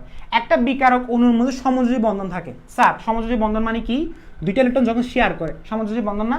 একটা বিকারক অণুর সমযোজী বন্ধন তাপ বা আলোর প্রভাবে, কি বললাম? একটা বিকারক অণুর সমযোজী বন্ধন তাপ, তাপ মানে হচ্ছে হিট, তাপ বা আলোর প্রভাবে সমবাঙ্গন করলে যে রেডিক্যাল, রেডিক্যাল মানে হচ্ছে মূলক, যে রেডিক্যাল বা যে মূলক তৈরি হয় তাকে ফ্রি রেডিক্যাল বলে। স্যার কিছুই তো বুঝি নাই। আচ্ছা দেখো, এই যে ক্লোরিনের সাথে কার বিক্রিয়া হবে এখানে, মানে কার উপস্থিতি হবে? সূর্য আলোকের উপস্থিতি। অথবা তুমি এখানে 380 কিলোজুল পার মোল একটা দিতে পারো, এটা হচ্ছে তাপ, হিট অথবা আলো দিতে পারো। আচ্ছা ঠিক আছে, এটা হচ্ছে ক্লোরিন না?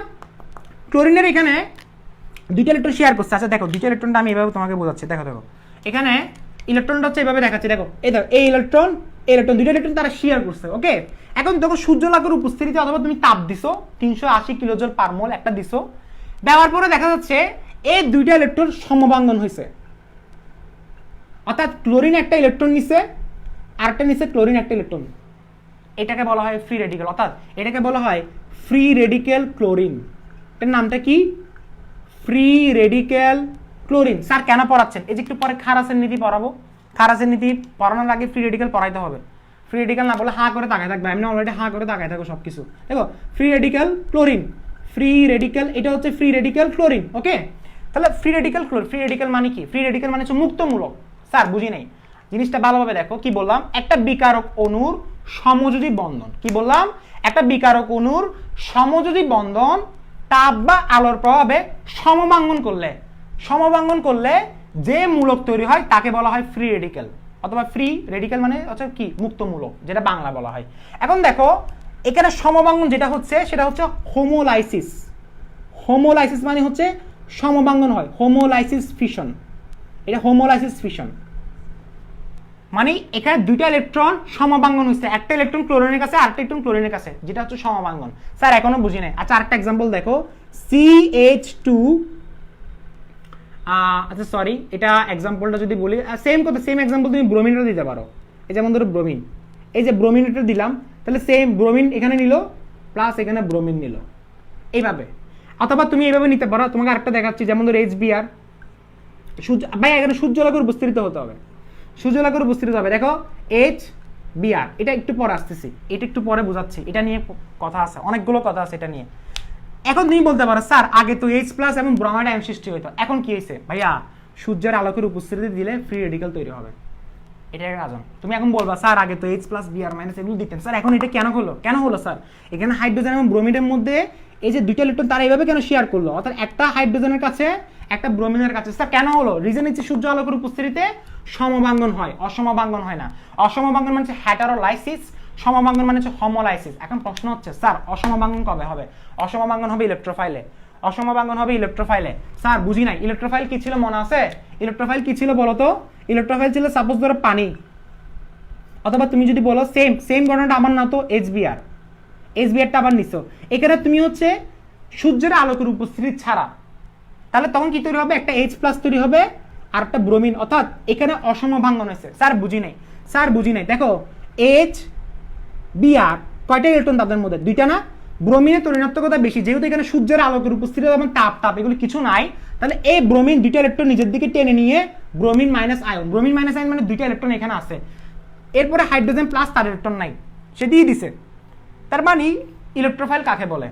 একটা বিকারক অণুর সমযোজী বন্ধন, কোন প্রভাবক, প্রভাবক বলতে সাপোজ ধর এই বলো, এই একটা প্রভাবক, একটা বিকারক অণুর সমযোজী বন্ধন প্রভাবক বা দ্রাবক দ্বারা অসমভাঙ্গন করলে সৃষ্ট ধনাত্মক চার্জকে অসমভাঙ্গন, এখানে কি বললাম?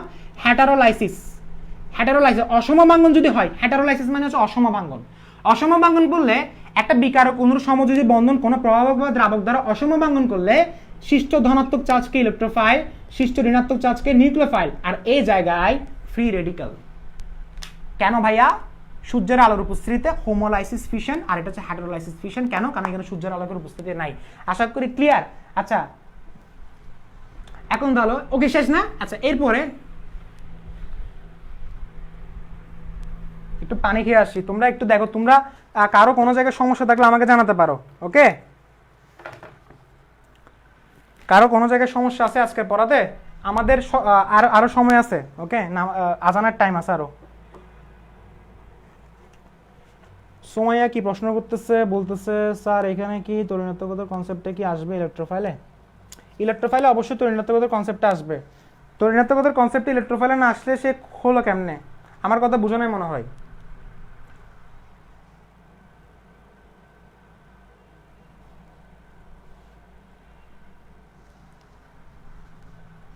ইলেকট্রোফাইলের কনসেপ্টটা আসবে। তুমি যে হাইড্রোজেন এবং ব্রোমিন দিছো না, হাইড্রোজেন এবং ক্লোরিন দিছো না, সেই তরিণাত্মকতার কনসেপ্টটা মাস্ট আসবে, নাহলে সেই ইলেকট্রোফাইল নিউক্লিওফাইল কেমনে হলো? নিউক্লিওফাইল কাকে বলে? যার কাছে ইলেকট্রন আছে। ইলেকট্রন কিভাবে আসছে? ক্লোরিন ইলেকট্রন নেগেটিভিটি হাইড্রোজেন অপেক্ষা বেশি, দুইটা ইলেকট্রন নিজের দিকে শিফট করে ফেলছে। Simple as that, as simple as that. Okay, তরিণাত্মকতার পড়াগুলো আসলে হচ্ছে চ্যাপ্টার 3-তে ফার্স্ট পেপারে। তোমরা কিরকম পড়ে আসছো? তরিণাত্মকতার পড়া কিন্তু অনেক বড় বড় লেকচার আছে। দেখো এখন তাহলে আমরা আসি খারাসের নিয়মটা, খারাসের নীতিটা দেখো। সবাই একটু খাতা বলো, খারাসের নীতি। খারাসের নীতিটা হচ্ছে অ্যান্টি মার্কোনিকবের নিয়ম। কি বললাম? খারাসের নীতিটা হচ্ছে কি? অ্যান্টি মানে বুঝতেছো, মানে বিপরীত মার্কোনিকবের নিয়ম, মানে যেটা মার্কোনিকবের নিয়মের বিপরীতটা ঘটবে। স্যার বুঝি নাই। মার্কোনিকবের নিয়মের ফুল বিপরীত অ্যান্টি মার্কোনিকবের নিয়ম। পুরোটা লিখো তো, অ্যান্টি মার্কোনিকবের নিয়ম। এটা হচ্ছে খারাসের নীতি। খারাসের নীতিতে ফ্রি রেডিক্যাল কাজ করে, আর মার্কোনিকবের নিয়মে ইলেকট্রোফাইল নিউক্লিওফাইল হিসেবে কাজ করে। স্যার বুঝি নাই। দেখো খারাসের নীতি কিভাবে বুঝবো? সেম আবার আগের মতো অপোজিশন অ্যালকিন থাকবে, তবে আজকে এমন কিছু বেসিক আলোচনা করব যেগুলো অনেক স্টুডেন্ট আমার সাথে এখন এগ্রি হবে না, যারা আগে পড়ে আসছে। একটু দেখো, খারাসের নীতি মানে হচ্ছে কি? CH3, দেখো দেখো এদিকে দেখো, CH3 আবার সেম আগের মতো। খারাসের নীতি সত্যটা, আচ্ছা সত্যটা আলোচনা করি, ফার্স্টে শর্তটা আলোচনা করি। খারাসের নীতি সত্যটা দেখো, কন্ডিশন মানে মার্কোনিকবের নিয়মে যেরকম কন্ডিশন ছিল, খারাসের নীতিতে সেরকম কন্ডিশন আছে। কিভাবে দেখো? 1 নম্বর কন্ডিশন হচ্ছে কি ভাইয়া? অপ্রতিসম বিকারক ছাড়া এও রিঅ্যাকশন করবে না। সেম অপ্রতিসম বিকারক না, অপ্রতিসম অ্যালকিন। অপ্রতিসম অ্যালকিন মাস লাগবে। আচ্ছা 2 নম্বরে এখানে অপ্রতিসম বিকারক। অপ্রতিসম বিকারকের মধ্যে আবার কথা আছে একটা, অনেক ইম্পর্টেন্ট একটা কথা আছে। কথাটা হচ্ছে, যেটা সবাই একটু ভালোভাবে দেখো, যারা আগে জৈব রসায়ন পড়ছো তারাও দেখো, যারা নতুন পড়ছো তারাও দেখো। অপ্রতিসম বিকারকের মধ্যে শুধুমাত্র HBr ইউজ করতে পারবা, অনলি HBr, অনলি। ভাইয়া HCl নিবা, খারাসের নীতি হবে না। HI নিবা মানে হাইড্রোজেন আয়োডাইড নিবা, খারাসের নীতি হবে না। আর হাইড্রোজেন ফ্লোরাইডটা এমন হয় না, শুধুমাত্র HBr।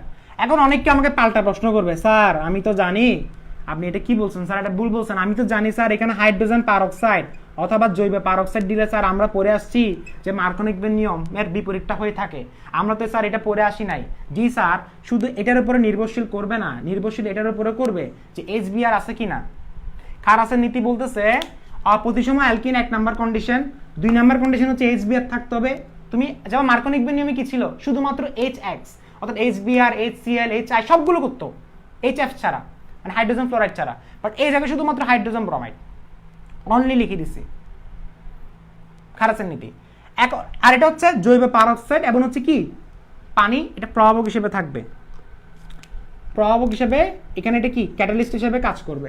সো জৈব পারঅক্সাইড এবং পানিটা মাস্ট ভাইয়া, মানে সরি তুমি এখানে আসলে নর্মালি জৈব পারঅক্সাইডটা দেওয়া থাকে, এবং এটার মধ্যে তোমার যেটা তৈরি হয় সেটা হচ্ছে পারঅক্সাইড লিঙ্কেজ। এটা পড়াচ্ছি, হোয়াট ইজ পারঅক্সাইড। এটা হচ্ছে হাইড্রোজেন পারঅক্সাইড, যে কোনো একটা থাকতে পারে, যে কোনো একটা থাকতে পারে। আচ্ছা এখন দেখো তাহলে ডাস্টারটা কই, এখন শুরু করি তাহলে। দেখো তাহলে শর্ত লেখা শেষ না? শর্ত লেখা শেষ, কিভাবে চিনবো সেটা বলে দিচ্ছি। অ্যান্টি মার্কোনিকবের নিয়ম হচ্ছে মার্কোনিকবের নিয়মের বিপরীত। এখন তাহলে আমরা দেখি একটু এখানে এই জায়গায় একটু দেখি। দেখো CH3 CH double bond CH2 কয়েকটা প্র্যাকটিস করাচ্ছি, এরপরে মেকানিজমে যাবো। দ্রুত চলে যাচ্ছি ভাইয়া, বিরক্ত বোধ করবো না। দেখো দেখো HBr কার্বন টেট্রাক্লোরাইড মার্কোনিকবের নিয়ম। আমি এখানে একটা কাজ করি, আমি মার্কোনিকবের নিয়ম আমি শুধু MR দিই। MR দিলে বুঝবা, MR মার্কোনিকবের রুলস এটা দিচ্ছি, তোমরা পুরোটা শর্টকাটে লিখিও। দেখো কিভাবে তুমি বুঝবা কোনটা খারাসের নীতি হবে, কোনটা মার্কোনিকবের নিয়ম হবে। ঠিক আছে, দেখো হাইড্রোজেন আয়োডাইড CCl4 মার্কোনিকবের রুলস, মার্কনিকবের নিয়ম, বুঝছো? আচ্ছা, এরপরে এই যে আরেকটা দিতে দেখি, CH3 কয়টা দিছি, একটা দুইটা, সবাই একটু দেখো ভালোভাবে কোন জায়গায় যে এগুলো কাজে লাগবে চিন্তা করতে পারবো না। দেখো HBr দিছি না, এখানে HCl দিই, কার্বন টেট্রাক্লোরাইড দিই, জিনিসটা কি তৈরি হচ্ছে, মার্কনিকবের নিয়মে হবে। এটা বুঝছো সবাই? মার্কনিকবের নিয়মে কয়টা গেল, 3টা গেল। এবার একটা দেখি, এখন সবাই এগ্রি হবে না এটার সাথে। দেখো হাইড্রোজেন আয়োডাইড গেছে না, এখন আমি দিলাম HBr জৈব পারক্সাইড, খারাসের নিয়ম, অর্থাৎ খারাসের নিয়মটাকে KR মানে হচ্ছে খারাসের রুলটা। ওকে, এখানে খারাসের রুলটা হচ্ছে অ্যাপ্লাই হবে। আচ্ছা, এরপরে একটা গেল, দুইটা গেল, তিনটা গেল, এবার একটা দিই। দেখো CH3, আমি তোমাকে কি বুঝাতে চাচ্ছি তুমি এখনই বুঝবা, একটু অধৈর্য হবে না। দেখো HBr না দিয়ে আমি এখন দিলাম HCl, R, এখানে এখন অনেক কেউ বলবে স্যার R দেখছি মানে স্যার 100% খারাসের নীতি। নো স্যার, এটাও মার্কনিকবের নিয়ম, এটা মার্কনিকবের নিয়ম। কারণ খারাসের নীতিটা শুধুমাত্র HBr এর ক্ষেত্রে, শুধু যে জৈব পারক্সাইড থাকলে যে খারাসের নিয়ম হবে, স্যার এই কথাটা কে বলছে আপনাকে? বইয়ে লেখা আছে আমি জানি, কারণ বইয়ে তো স্বাভাবিক, বইয়ে সবকিছু দিবে না ভাইয়া। বইয়ে দিলে তো তুমি টিচারের কাছে তুমি এত সময় নষ্ট করে আমার কাছে পড়তা না। কথা বুঝছো কি বললাম ভাইয়া? জৈব পারক্সাইড থাকলে শুধুমাত্র হবে না, HBr থাকতে হবে। HBr জৈব পারক্সাইড আছে, খারাসের নিয়ম। আবার দেখো এই জায়গায় জৈব পারক্সাইড আছে এবং HCl আছে, মার্কনিকবের নিয়ম। অর্থাৎ শুধুমাত্র HBr থাকলে আমরা খারাসের নিয়মটা দিব। এটা হচ্ছে আমাদের চলে গেছে। এখন দেখি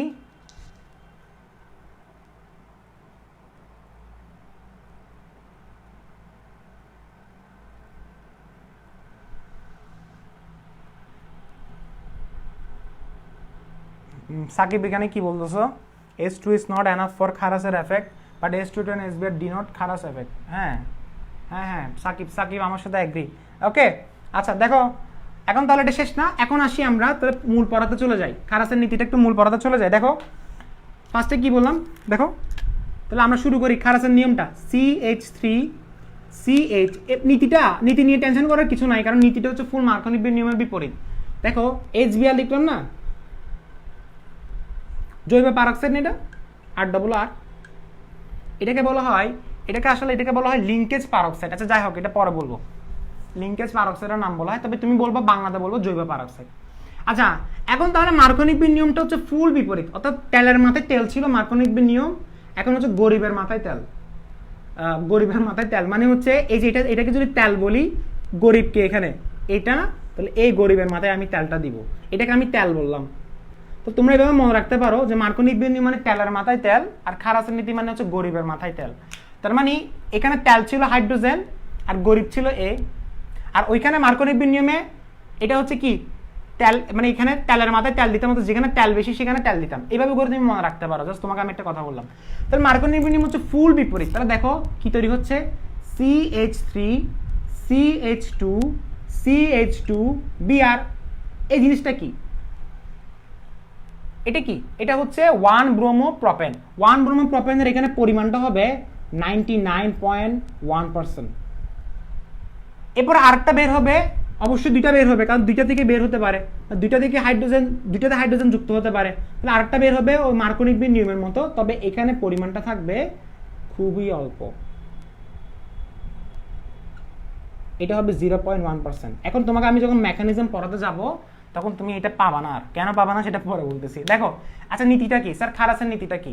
খারাসের নীতিটা হচ্ছে খুবই সিম্পল কথা, মার্কনিকবের নিয়ম যেভাবে লিখছিলে না, একইভাবে খারাসের নীতিটা লিখবা। কি লিখছিলে আমাকে বলো, অপ্রতিসম অসম্পৃক্ত জৈব যৌগের সাথে, এভাবে লিখবা, অপ্রতিসম অসম্পৃক্ত জৈব যৌগের সাথে পারক্সাইডের উপস্থিতিতে বলতে হবে, তাহলে স্যার বলবে যে তুমি নীতি লিখছো।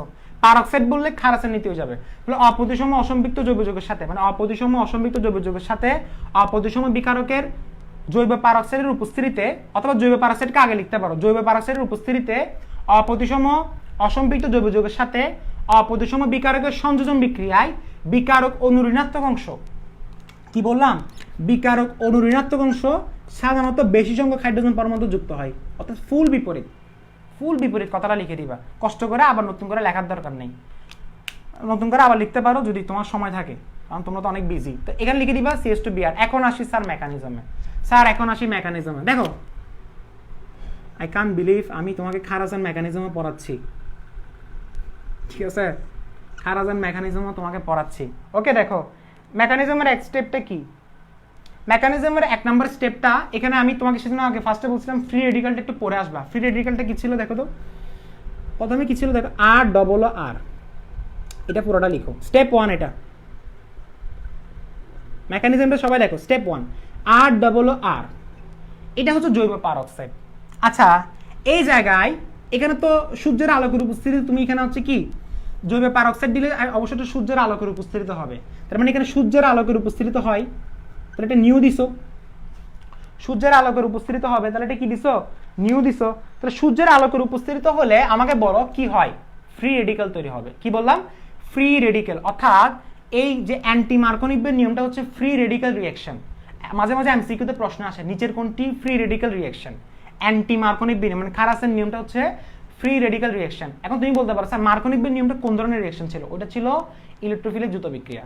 স্যার এখন ইলেকট্রোফিলিক তো স্যার বুঝি না, পড়ার নাই তো, তো পড়া দিয়ে পড়াবো, বুঝবা। খুবই সিম্পল, ফার্স্ট ইলেকট্রোফাইল যুক্ত ছিল সেজন্য ইলেকট্রোফিলিক দ্রুত বিক্রিয়া বলছে, পড়া দিয়ে পড়াবো। দেখো এটা নিয়ে টপিক আসবে। তাহলে এখন আমাকে বলো অক্সিজেন এবং অক্সিজেনের তরিণাত্মকতা এখানে সেম না? আমি এটা তোমাকে নীল কালি দিয়ে দেখাচ্ছি। অক্সিজেন এবং অক্সিজেনের তরিণাত্মকতা কত এখানে সেম না ভাইয়া? সেম। তার মানে এই জায়গায় এবং এই জায়গায় তাদের মধ্যে কোনো আকর্ষণ থাকবে? মানে তাদের যে দুইটা ইলেকট্রন ছিল তাদের কোনো আকর্ষণ থাকবে? আকর্ষণ নেই, তাদের তরিণাত্মকতার মানটা এখানে কিন্তু শূন্য, উভয়েরই শূন্য। বলতে কেন? তুমি বলতে পারো স্যার অক্সিজেন তো 3.5, তো তুমি দেখো এটা 3.5 ইলেকট্রোনেগেটিভিটির মান, এটা 3.5, টোটাল কত? শূন্য।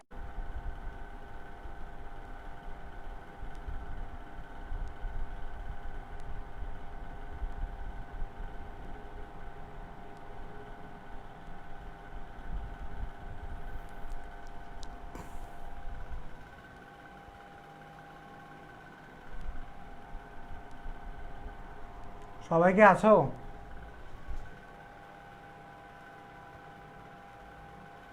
আচ্ছা কারেন্ট চলে গেছিল।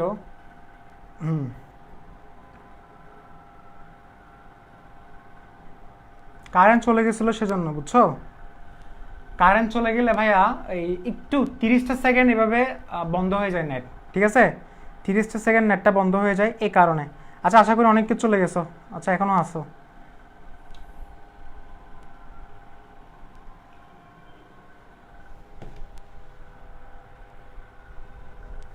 কারেন্ট চলে গেলে এভাবে একটু ডিস্টার্ব হয়, ঠিক আছে? আচ্ছা দেখো এখানে আমি তোমাকে কি বলতে চাচ্ছিলাম। আচ্ছা আজানও দিয়ে ফেলতেছে,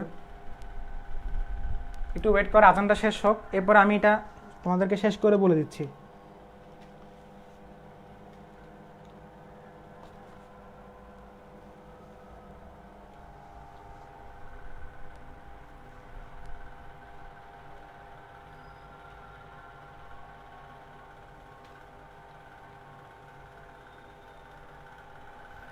আজানটা শেষ হয়ে যাক, কারেন্টটা ডিস্টার্ব করতেছিল।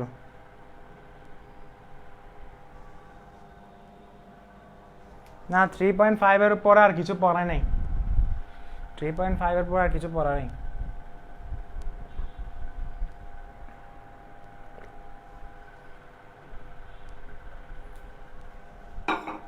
একটু দেখো তো এদিকে, ক্লাসটা শেষ করবো 5 মিনিটের মধ্যে। এটা হচ্ছে জৈব পারক্সাইড না? জৈব পারক্সাইডের মধ্যে কি বললাম, 3.5 মানে অক্সিজেনের তরিণাত্মকতার মানটা। সো তাদের মধ্যে শূন্য, যার কারণে এই অক্সিজেনের দুইটা ইলেকট্রন অক্সিজেনও টানবে না, এই অক্সিজেনের দুইটা ইলেকট্রন অক্সিজেনও টানবে না, এটাই বোঝাতে যাচ্ছি। সো এখন কি হবে, এখন যে ঘটনাটা ঘটবে সেটা হচ্ছে যে একটা অক্সিজেন ইলেকট্রন নিবে, সরি একটা ইলেকট্রন অক্সিজেন নিবে আর একটা ইলেকট্রন অক্সিজেন নিবে, তাহলে জিনিসটা কি তৈরি হচ্ছে, ও আর, অথবা তুমি বলতে পারো যে আরও প্লাস আরও।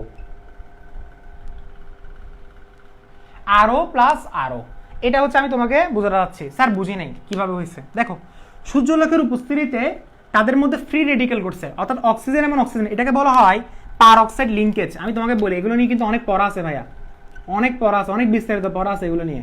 জৈব পারঅক্সাইড, হাইড্রোজেন পারঅক্সাইডের জারণ সংখ্যা বের করা, সেজন্য আমি তোমাদেরকে এই ক্লাসে দিতে চাইছিলাম, যেটা আজকে 9টায় বাজে, বুঝছো নি? পারঅক্সাইড লিঙ্কেজ মানে হচ্ছে এখানে পারঅক্সাইড লিঙ্কেজের মধ্যে এই যে অক্সিজেনের তরিণাত্মকতা কত, টোটাল বের করলে শূন্য। এখন আমাকে বলো অক্সিজেন অক্সিজেন তরিণাত্মকতার মান যদি এখানে শূন্য থাকে অত সমষ্টি যদি শূন্য থাকে তাহলে এখানে অক্সিজেন ইলেকট্রন অক্সিজেনও টানবে না, এই অক্সিজেন ইলেকট্রন অক্সিজেনও টানবে না। বাট তুমি যদি অক্সিজেনের জায়গায় সাপোজ ধরো হাইড্রোজেন দিছো, সাপোজ ধরো আমি তোমাকে বোঝাচ্ছি হাইড্রোজেন দিছো, তাহলে অক্সিজেন হাইড্রোজেন দুইটা ইলেকট্রন নিয়ে চলে যেত। বাট আবার একটা কথা আছে, জিনিসটা তুমি দিছো সূর্যালোকের উপস্থিতিতে, তাহলে মাস ফ্রি রেডিক্যাল হবে। নর্মালি ফ্রি রেডিক্যাল হতো, এমনও ফ্রি রেডিক্যাল হচ্ছে, মানে সূর্যালোকের উপস্থিতিতে ফ্রি রেডিক্যাল হতো, আবার নর্মালি কিন্তু ফ্রি রেডিক্যাল হবে। কেন ভাইয়া? এখানে দেখো অক্সিজেন অক্সিজেন, আচ্ছা যাই হোক এত কথা না, একদম আর কনফিউশন করবো না, সূর্যালোকের উপস্থিতি দিছি না, ফ্রি রেডিক্যাল তৈরি হয়েছে।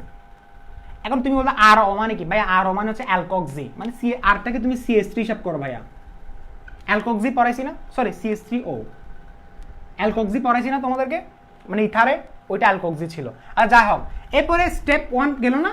এখন দেখো এই আর ওটা, এটা তো স্টেবল না, সে মাত্র শুধুমাত্র একটা ইলেকট্রন। এখন সে স্টেবল হওয়ার জন্য কার সাথে বিক্রিয়া করবে? HBr এর সাথে বিক্রিয়া করবে। HBrটাকে আমি আরেকটু ভেঙে লিখি, এভাবে লেখা যায়।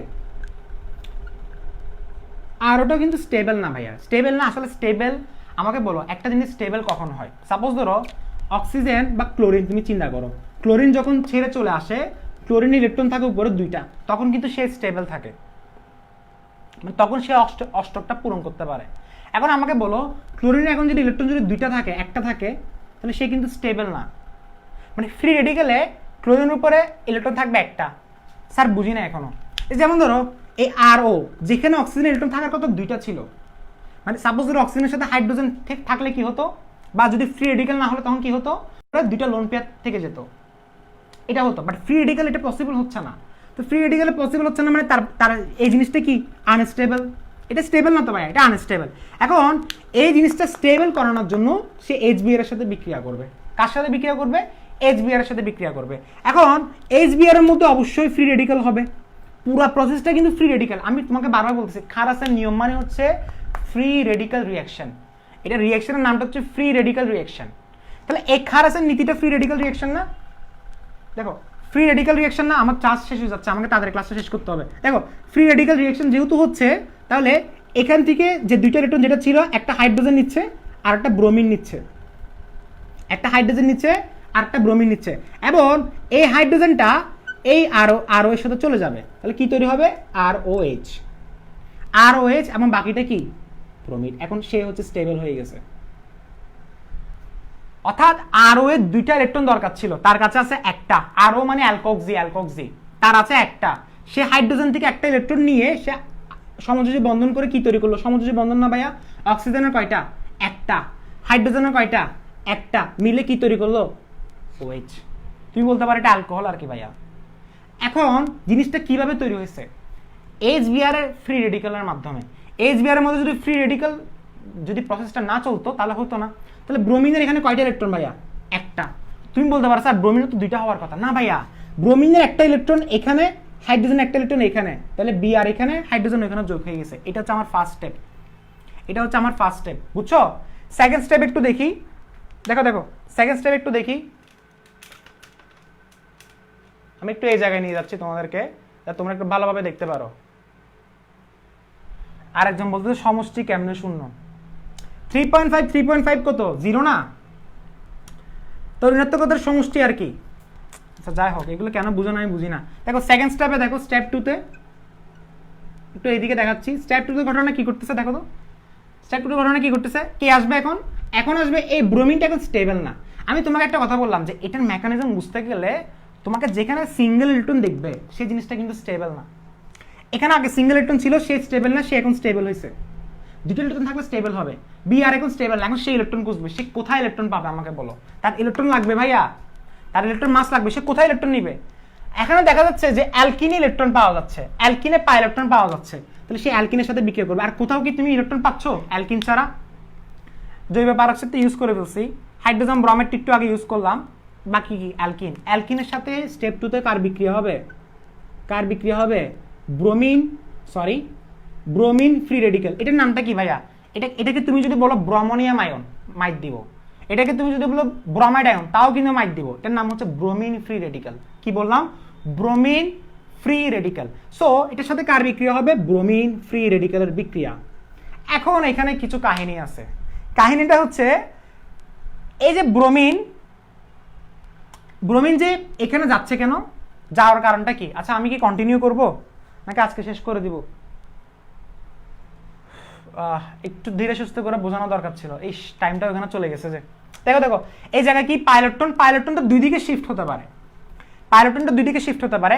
আমার একটা প্রশ্ন হচ্ছে, তোমাদের একটা প্রশ্ন হচ্ছে স্যার ব্রোমিন কেন এর সাথে বিক্রিয়া করতেছে? কারণটা হচ্ছে কি জানো, ব্রোমিনের মধ্যে মানে অ্যালকিনের মধ্যে পাইলটন আছে। এই দেখো পাইলটন মানে হচ্ছে দুইটা ইলেকট্রন, এই দুইটা ইলেকট্রনের প্রতি ব্রোমিনের একটা লোভ জাগছে। তা অ্যালকিন বলতেছে ঠিক আছে তুমি আমার কাছে আসো, তবে আমার কাছে আসার আগে দুইটা অপশন আছে, মানে আমি তোমাকে দুইটা অপশন দিচ্ছি। কি কি অপশন দেখো তো, কি কি অপশন একটু ভালো দেখো, খুবই ইন্টারেস্টিং এটা। এখানে বলতেছে পুরো জিনিসটা কিন্তু ফ্রি রেডিক্যাল প্রসেস। সে বলতেছে আমি তোমাকে দুই দিকে আসতে দিব, একটা হচ্ছে আমার ইলেকট্রনটাকে আমি একটা এদিকে শিফট করালাম, আবার হোমোলাইসিস, আবার একটা আমি এদিকে শিফট করালাম। স্যার বুঝি নাই, অর্থাৎ পাইলটনের মধ্যে দুইটা ইলেকট্রন একটা এদিকে শিফট হচ্ছে আর একটা এদিকে শিফট হচ্ছে, তাহলে কি তৈরি হচ্ছে বলো তো, কি তৈরি হচ্ছে? তাহলে জিনিসটাকে এভাবে বলা যায় যে এখানে একটা ডট, এখানে একটা ডট। তুমি এখানে প্লাস মাইনাস ইউজ করতে পারবে না, তুমি এখানে ইউজ করতে হবে ডট। স্যার ডট মানে কি? স্যার বুঝি নাই তো স্যার।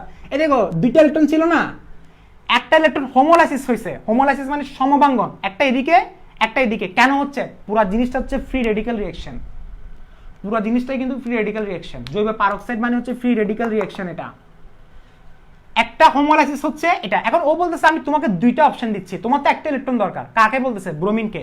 তুমি এই জায়গায় জয়েন করতে পারো আমার সাথে, অর্থাৎ আমি এটা এখানে দিচ্ছি, ডটটা এখানে দিচ্ছি, তুমি আমাকে এই জায়গায় জয়েন করতে পারো, নাহলে এই জায়গায় জয়েন করতে পারো। এখন ব্রোমিন খুশি হয়ে গেছে, ব্রোমিন তো অনেক লাকি মানুষ, সে দুইটা অপশন পাইছে, সে কোন দিকে যাবে? সে বলতেছে আমি তাহলে দুই দিকে যেতে পারি। একটা হচ্ছে CH3 CH, ফার্স্টেরটা বললাম এখানে গেছে, তাহলে ব্রোমিন এই জায়গায় CH2 ডট। ডট কেন দিচ্ছি? কারণ ডটটা আগে ছিল। আচ্ছা ডট কারা বুঝো নাই, ডট কারা বুঝো নাই বলো তো? দেখো তো, আবার দেখো তো, CH3, তাহলে ব্রোমিন বলতেছে আমি এই জায়গায় যাব। ব্রোমিন অনেক লাকি, সে একটা চুজ করার জন্য সে পাচ্ছে কাউকে। দেখো CH2Br, আরেকটা ডট হচ্ছে এখানে, তাহলে একটা ডট এখানে একটা ডট এখানে, অর্থাৎ ব্রোমিনকে দুইটা অপশন দেওয়া হয়েছে যে তুমি এখানে আসতে পারো, আবার তুমি এখানে আসতে পারো। কারণ ব্রোমিনের ইলেকট্রন দরকার একটা, সে দুই দিকে ইলেকট্রন পাচ্ছে, একটা এখানে আর একটা এখানে। তাহলে CH3 CHBr এটা ডট। এখন এখানে কিছু কাহিনী আছে, আরো কাহিনী। এখানে সবচেয়ে স্থিতিশীল কে? সবচেয়ে স্থিতিশীল হচ্ছে এটা, এটাকে বলা হয় 2 ডিগ্রি ফ্রি রেডিক্যাল। এখন তোমাদের মাথায় বাড়ি পড়ছে স্যার 2 ডিগ্রি 1 ডিগ্রি স্যার কেমনে, কিছু পড়ার নাই। সো একটু শর্টকাট আলোচনা করি। 2 ডিগ্রি 1 ডিগ্রি বাদ দাও, তোমাকে আমি যদি বলি এটার মধ্যে কোনটা সবচেয়ে বেশি স্টেবল, তুমি কিভাবে বের করবা? তোমাকে আমি একটা শর্টকাট দেখাচ্ছি। দেখো এই জায়গায় দেখো CH3 CHBr, আমি শেষ করে দিচ্ছি, একটু ওয়েট করো, এই 2 মিনিটে শেষ করে